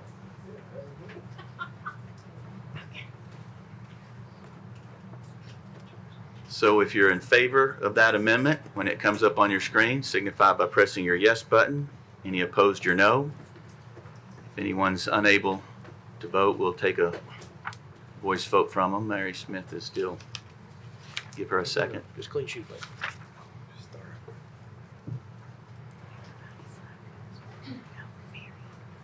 Is yours, It's It's showing not- you it's not haven't voted.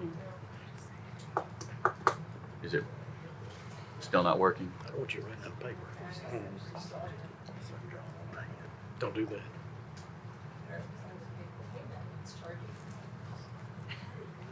It went dead.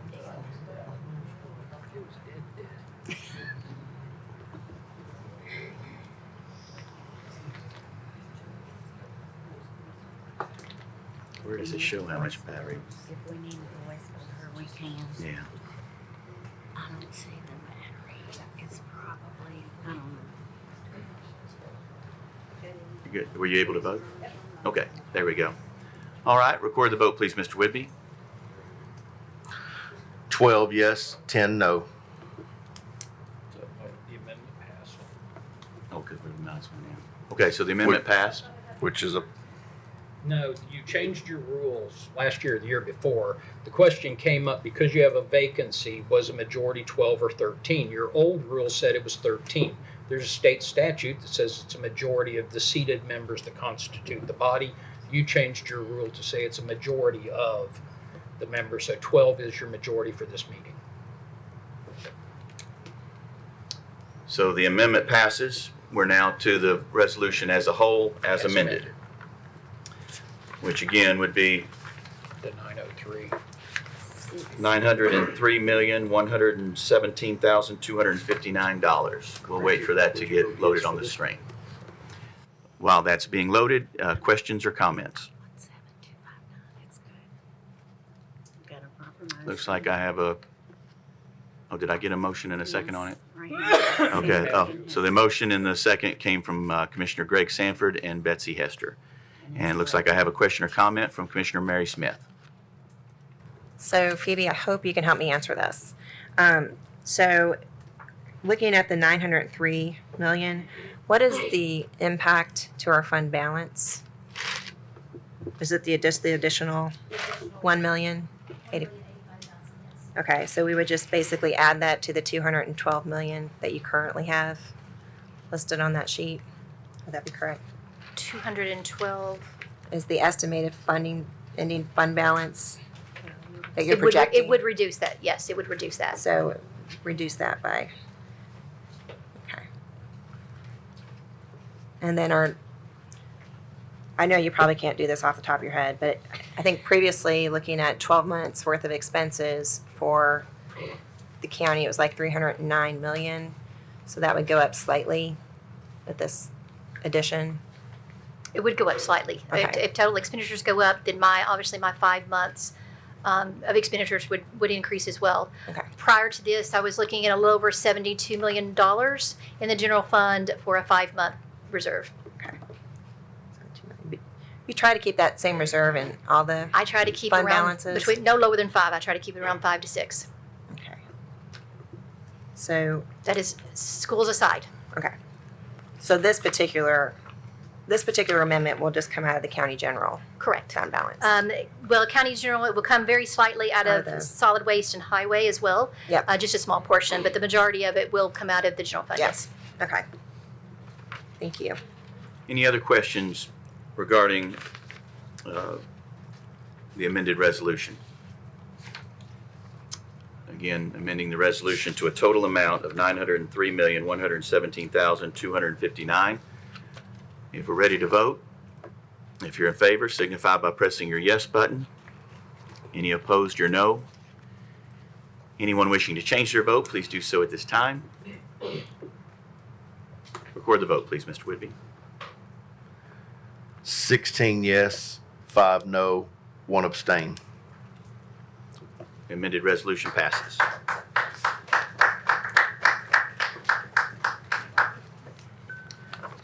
That takes us back now to Resolution 6, 2025-5 to set the tax rate. And currently, the resolution is on the floor as amended at a rate of 1.30. The chair will recognize Commissioner Williams if he still wishes to make an amendment or. Yeah, absolutely. I'll try and just kind of recap where we are. So the original resolution proposed $1.34. There was an amendment to take it to $1.29. That was amended. That added a penny back into it to $1.30. After discussions with Phoebe, that $1.30 incorporates a budgetary mechanism to where we have historically budgeted off of a 92% collection rate, and in my opinion, are artificially suppressing the tax rate because now we've changed it to a 94% collection rate. But yet, those are monies that are still going to be spent. Statutorily, we're not able to maintain a rainy day fund, but budgetarily, we can maintain a cushion with some conservative budgeting mechanisms. So, what my amendment to the amended amendment is to add the 2 pennies back in that account for the 92% budgeted collection rate versus the 94%, and to add a little specificity to it, which is our recess provided. The specific line item numbers would be for the county general fund 0.29, solid waste sanitation fund 0.03, the general debt service fund 0.15, the rural debt service fund 0.09, and the general purpose school fund 0.76 for a total of 1.32. And just for ease, it's adding a penny back to the county general fund and adding a penny to the general purpose school fund. I have a proper motion. Do I hear a second? Seconded by Commissioner Guffey. Questions or comments on the new amendment? Looks like I have one from Commissioner Betsy Hester. No? Okay. Commissioner Guffey? Thank Did you have you. a- Thank you, Chair. Yes. Phoebe, I'd asked you this question earlier, and I just wanted to ask it for the benefit of the board as well. My question had been, could we add the 2 pennies into general fund and then allocate the funds out to the school throughout the rest of the budget year? Or is there a requirement or a need for us to split and have 1 penny in general fund and 1 penny in schools? I just wanted you to be able to give that answer. Thank you, Commissioner. I appreciate that. In order for the schools to meet their 3%, that penny does need to go if we're going to reduce it down to the 92%. If we reduce from 94 to 92, even increasing and putting that back to 76 cents, it's still a reduction in revenue previously of 1.6. So that is the lowest we can go in order for them to be able to meet their 3%. Commissioner Torres? Mr. Chair, Phoebe, do you have an idea of what the certified rate fund balance would be? I do not have the certified rate fund balance, no, sir. Okay. I mean, technically, it's supposed to remain revenue neutral, so it would be what we were projecting at the end of this fiscal year, but I do not have that note. Okay, and then follow-up to that would be, do you have an idea of what we would need for 6 months' worth of expenses at the certified rate? I do not. I only have it based on the percentage and the information that we move forward with Budget Committee. Okay, thank you. I have a question or comment from Commissioner Mary Smith. So we do know though that a penny is about on average, like 2.7 million. Yes, it is. Right. Yes.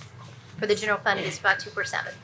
So right now at the 132 rate, we're looking at 8 cents above the certified rate. So 8 times 2.75 or 2.7. I'm not sure what that would be. The total amount of it additional property tax revenue we're looking at? It'd be about 8 times 2. So we got $21 million right now that we're looking at on top of. I know that we talked a lot about, rates and like what a penny's worth, and I know, Rutherford County's rate came up, but I just want to be clear that we bring in a lot of property tax revenue. We brought in about $90 million more in property tax revenue last year than Rutherford County did. So the pennies do make a difference as far as like the assessed values and what that penny is worth. So I just kind of want to bring that point up. The other thing is I know we've got a lot of moving parts this year. We've got, insurance savings that, we're still looking at. We all agreed that maybe we could realize just 1 quarter's worth of insurance savings this year. That totaled to be about $3 million over an entire year. That'll be about $12 million. I know Commissioner Lawrence isn't here, but he had said on several occasions that looking at our insurance can not only help our taxpayers in bringing down our expenses, but it could also be a benefit to our employees in looking at how much comes out of their pocket with regards to coverage and discounts that they get at different providers. So I think that's something we definitely need to pursue. We also have the adequate facility study that's still out that Commissioner Richards had sponsored. There's recurring revenue that we might also get there. I just don't want us to lose sight that this year has been especially hard. It's been an unusual year, and I appreciate all the discussion on, I think everyone has a different viewpoint on this, but I will say that in my district, and, District 2, they've been hit especially hard. Our residents have. Commercial only went up about 32%. I think the average of residential was 62%. On top of that, my Nolansville residents also got hit with a significant tax increase.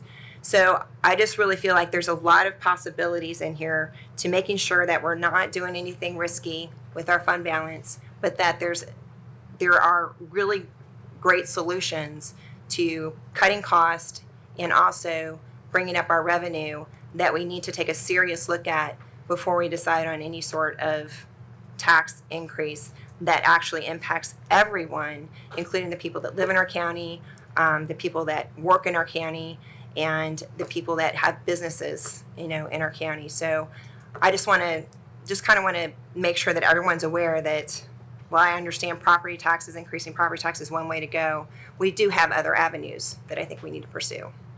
Thank you. Any other questions or comments on the amendment to amend Resolution 6, 2025-5? Seeing none, if you're ready to vote, if you're in favor of the amendment, I'm sorry. Low power, so you're probably not. I understand. Chair recognizes Commissioner Webb. I think they're all dying. If anyone else wishes to speak and it's not coming on my screen, please raise your hand, yell, throw something. Okay. Thank you, Mr. Chair. The amendment that we're debating and that we had the handout that's presented to us while we were at lunch, I don't see, and I want to make sure I'm not missing, there's nothing in this that says we're lowering our collection percentage that we base the budget on to 92%. That was only a discussion. We have not done that. It's not in this resolution. Okay. I want to make sure that I understand this right, that if we pass this to the $1.32, do we have to do the money to the school fund, or we couldn't do like Commissioner Guffey said and leave that in the county general and then fund anything that the schools need during the year? What does that do to us? No, sir. The schools and superintendent or Ms. Farmer will be happy, I'm sure, to help articulate this a little bit better. But at July 1, we must have 3% fund balance. If we do not move this penny, dropping it down to the 92%, we will not meet that requirement. That's the part I understand, but Right. we haven't taken any action to move it to 92 at this point. Right. Is that right, Mr. Chair? So we're still at 94. So under that scenario, Then the budget, the amendment before us is taking it to $1.32. Right. And to leave it at 94%. Right. Okay. But we've done the allocation in this amendment that Commissioner Williams has presented to put another penny in the school fund. Okay. Well, in my opinion, I'd rather keep that in the general fund if we go to $1.32, and then when the schools need it, we can send it to them. And that's okay with their fund balance as long as we're at 94% collection. Correct. The caveat to that is the percentage. So if I budgeted a 94% collection, then yes, I can keep it. They have sufficient funds at 75 cents. If we drop that allocation to 92% collection, they will not. Okay, that's key. Thank you very much. Commissioner Smith. Thank you, Mr. Chairman. So I thought explicitly in Commissioner Williams' motion to amend that it specified going from 94% back to 92%. That was Is that correct, Commissioner Williams? That's the intent of it, yes. You can't specify that in a tax rate. We have never included, I don't believe we've included the collection rate in the resolution as a specified number. The budgeting projections that she gives is based on a collection rate. Right. And so her projected revenue numbers came off of that projected rate. There's nothing that would prohibit the commission from saying you should budget based on X or Y, but we've never set that, to my knowledge, in resolution form by the commission. That has always been set by the budget director as part of her modeling for the upcoming year. I think that's a correct statement. So does that need to specifically be addressed in the motion that we're considering? To give instruction to the budget director? It certainly, if you are going to put both pennies in general fund, then it sounds like you would need to make that condition as part of the amendment. If you're going to split them, put one in general and one in schools, it largely doesn't matter. So again, that's a policy decision y'all need to make, but if you're going to put both of them in general fund, then you would need to specify that's based on a 94% collection rate. Does that make sense? Not really. If you leave it at 92, then the schools will fall below their required fund budget. I get that. Okay, so, and that's why you have the split 1 and 1. If you leave it there, then 92 is fine. It does not change the projection significantly for the tax base. Mhm. If you move both of them to general fund, then you need to specify a collection rate of at least 94%, so the revenue going to school fund balance is sufficient at when the budget is passed for the auditing purposes. Okay. So what's the meeting motion? Chair recognizes Commissioner Williams.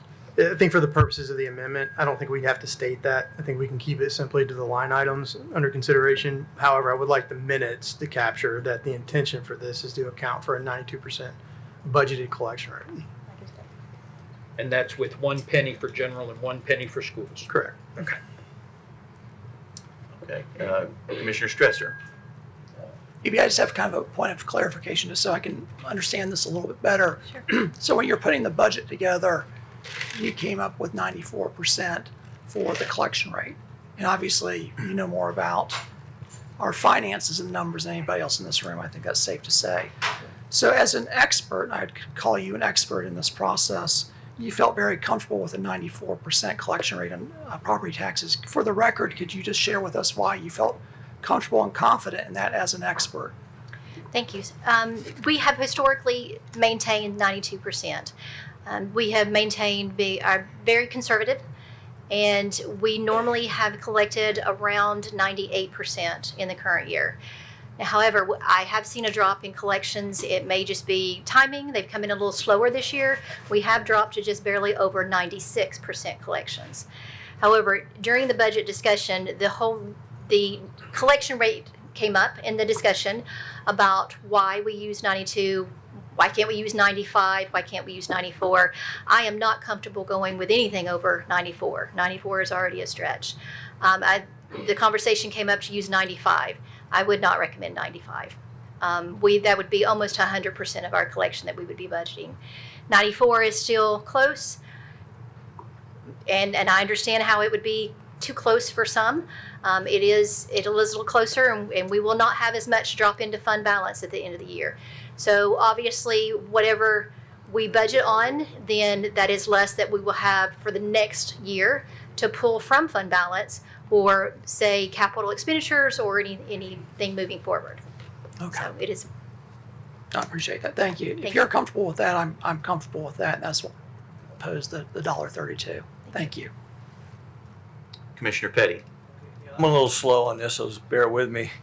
If the $1.32 is based on 92% or 94%, then we go down to 92%. Wouldn't that raise the $1.32? So the 94% is using $1.29. So in a means to try to drop the tax rate, in discussions, we were trying to brainstorm ideas of what we could do to help generate and lower that demand on the tax rate.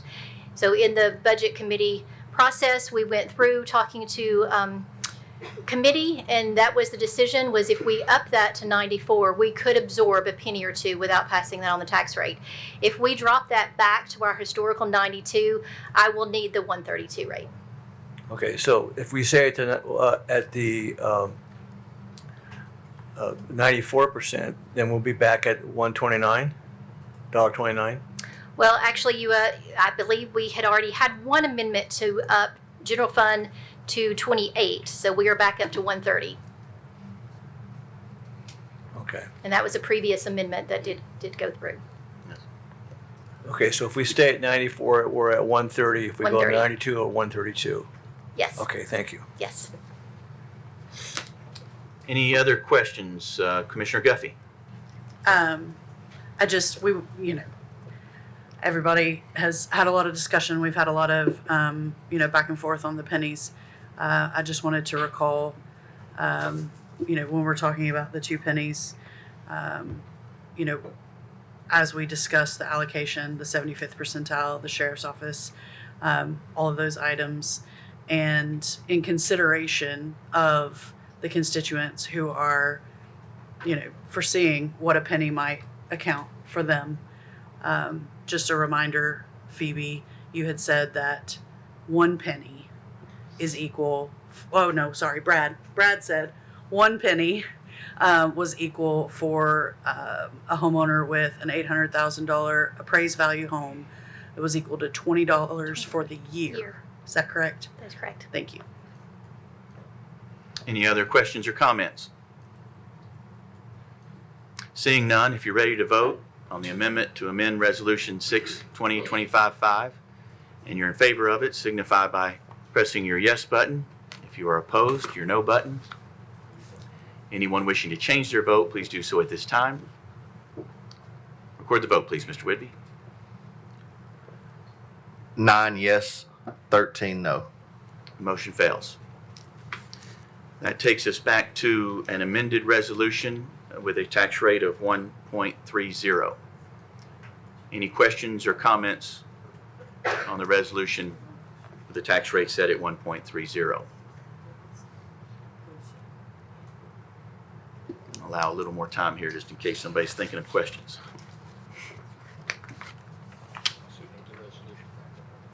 That's what we're, yeah. They're adding the resolution to the board, I believe, now. Is that correct, Jamie? Yeah. Okay.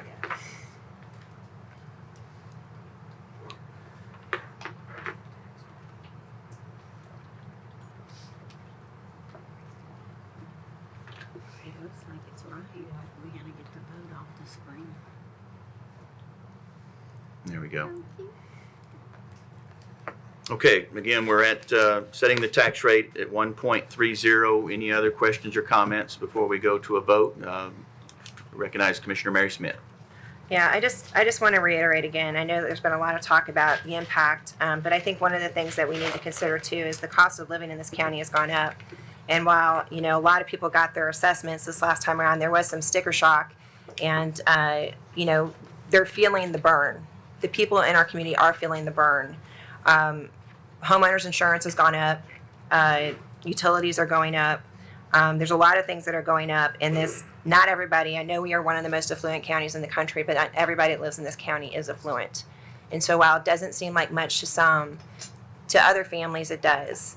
And so I just, I want to use caution. I think we have some very, very, very viable solutions to cut our cost, to look for other revenue streams if we put the hard work in and make it happen, that we can just, all I'm asking, just hold off for 1 year, see how the new appraisals pan out, get our collections up. Right now, we got about $12 million in collections that we still have out there based on what Phoebe has told us. We've always been a county where people have paid their bills. So I have a lot of optimism that, we can make this work this next year based on just the solutions that have been, given. So I would just really consider what the impact's going to be overall to our community. Thank you. Any other questions or comments? Seeing none, if you're ready to vote, if you're in favor of setting the tax rate at 1.30, signify by pressing your yes button. If you're opposed, your no. Anyone wishing to change their vote, please do so at this time. Commissioner Stresser, is your totally dead? Mary, let him use yours. We're sharing cords here.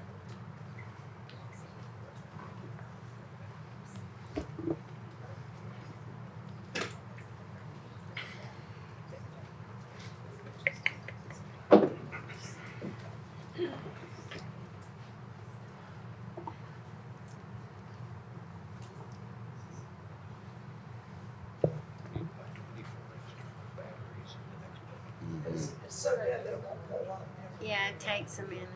They're not. Passcode as well. It's very secret. It's a tough one, I saw.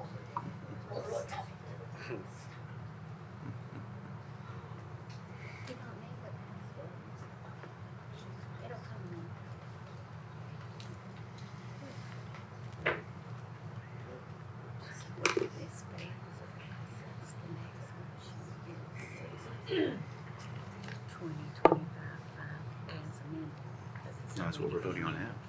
This is it. We've already moved it up one penny. This is going back to where we were before we left for lunch. It's already been amended and passed as amended. And now we're voting on the actual tax rate. This is it, right? Right. The amendment to change it to 132 died. It had already been amended to 130. If this passes, we're done. Okay, record the vote, please, Mr. Whitby. 16 yes, 6 no. Resolution passes, and we have a tax rate.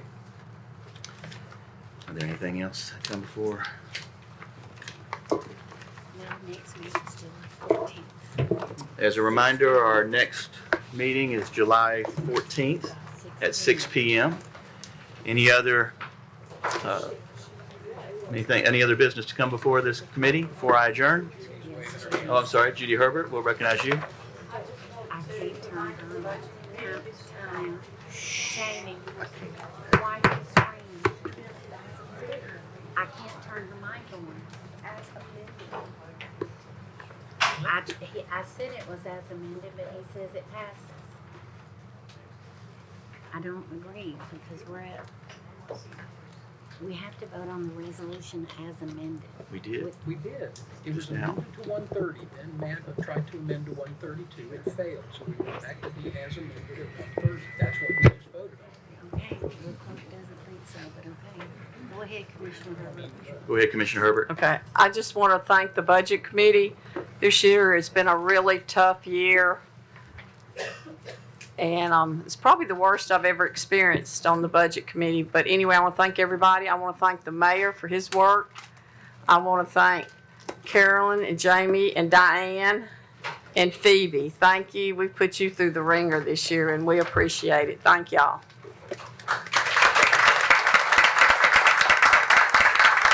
Tom, you want something like the floor? And Chair recognizes Commissioner Tunnicliffe As y'all know, we have a county fair coming up here, the Williamson County Fair. Volunteers positions are open and on the website, and if you would like to do the best job at the county fair, which is driving a golf cart or working logistics, which is not me, it's time to do it or you're going to miss your chance. Anything else to come before this committee? Move to adjourn. All right, we are adjourned.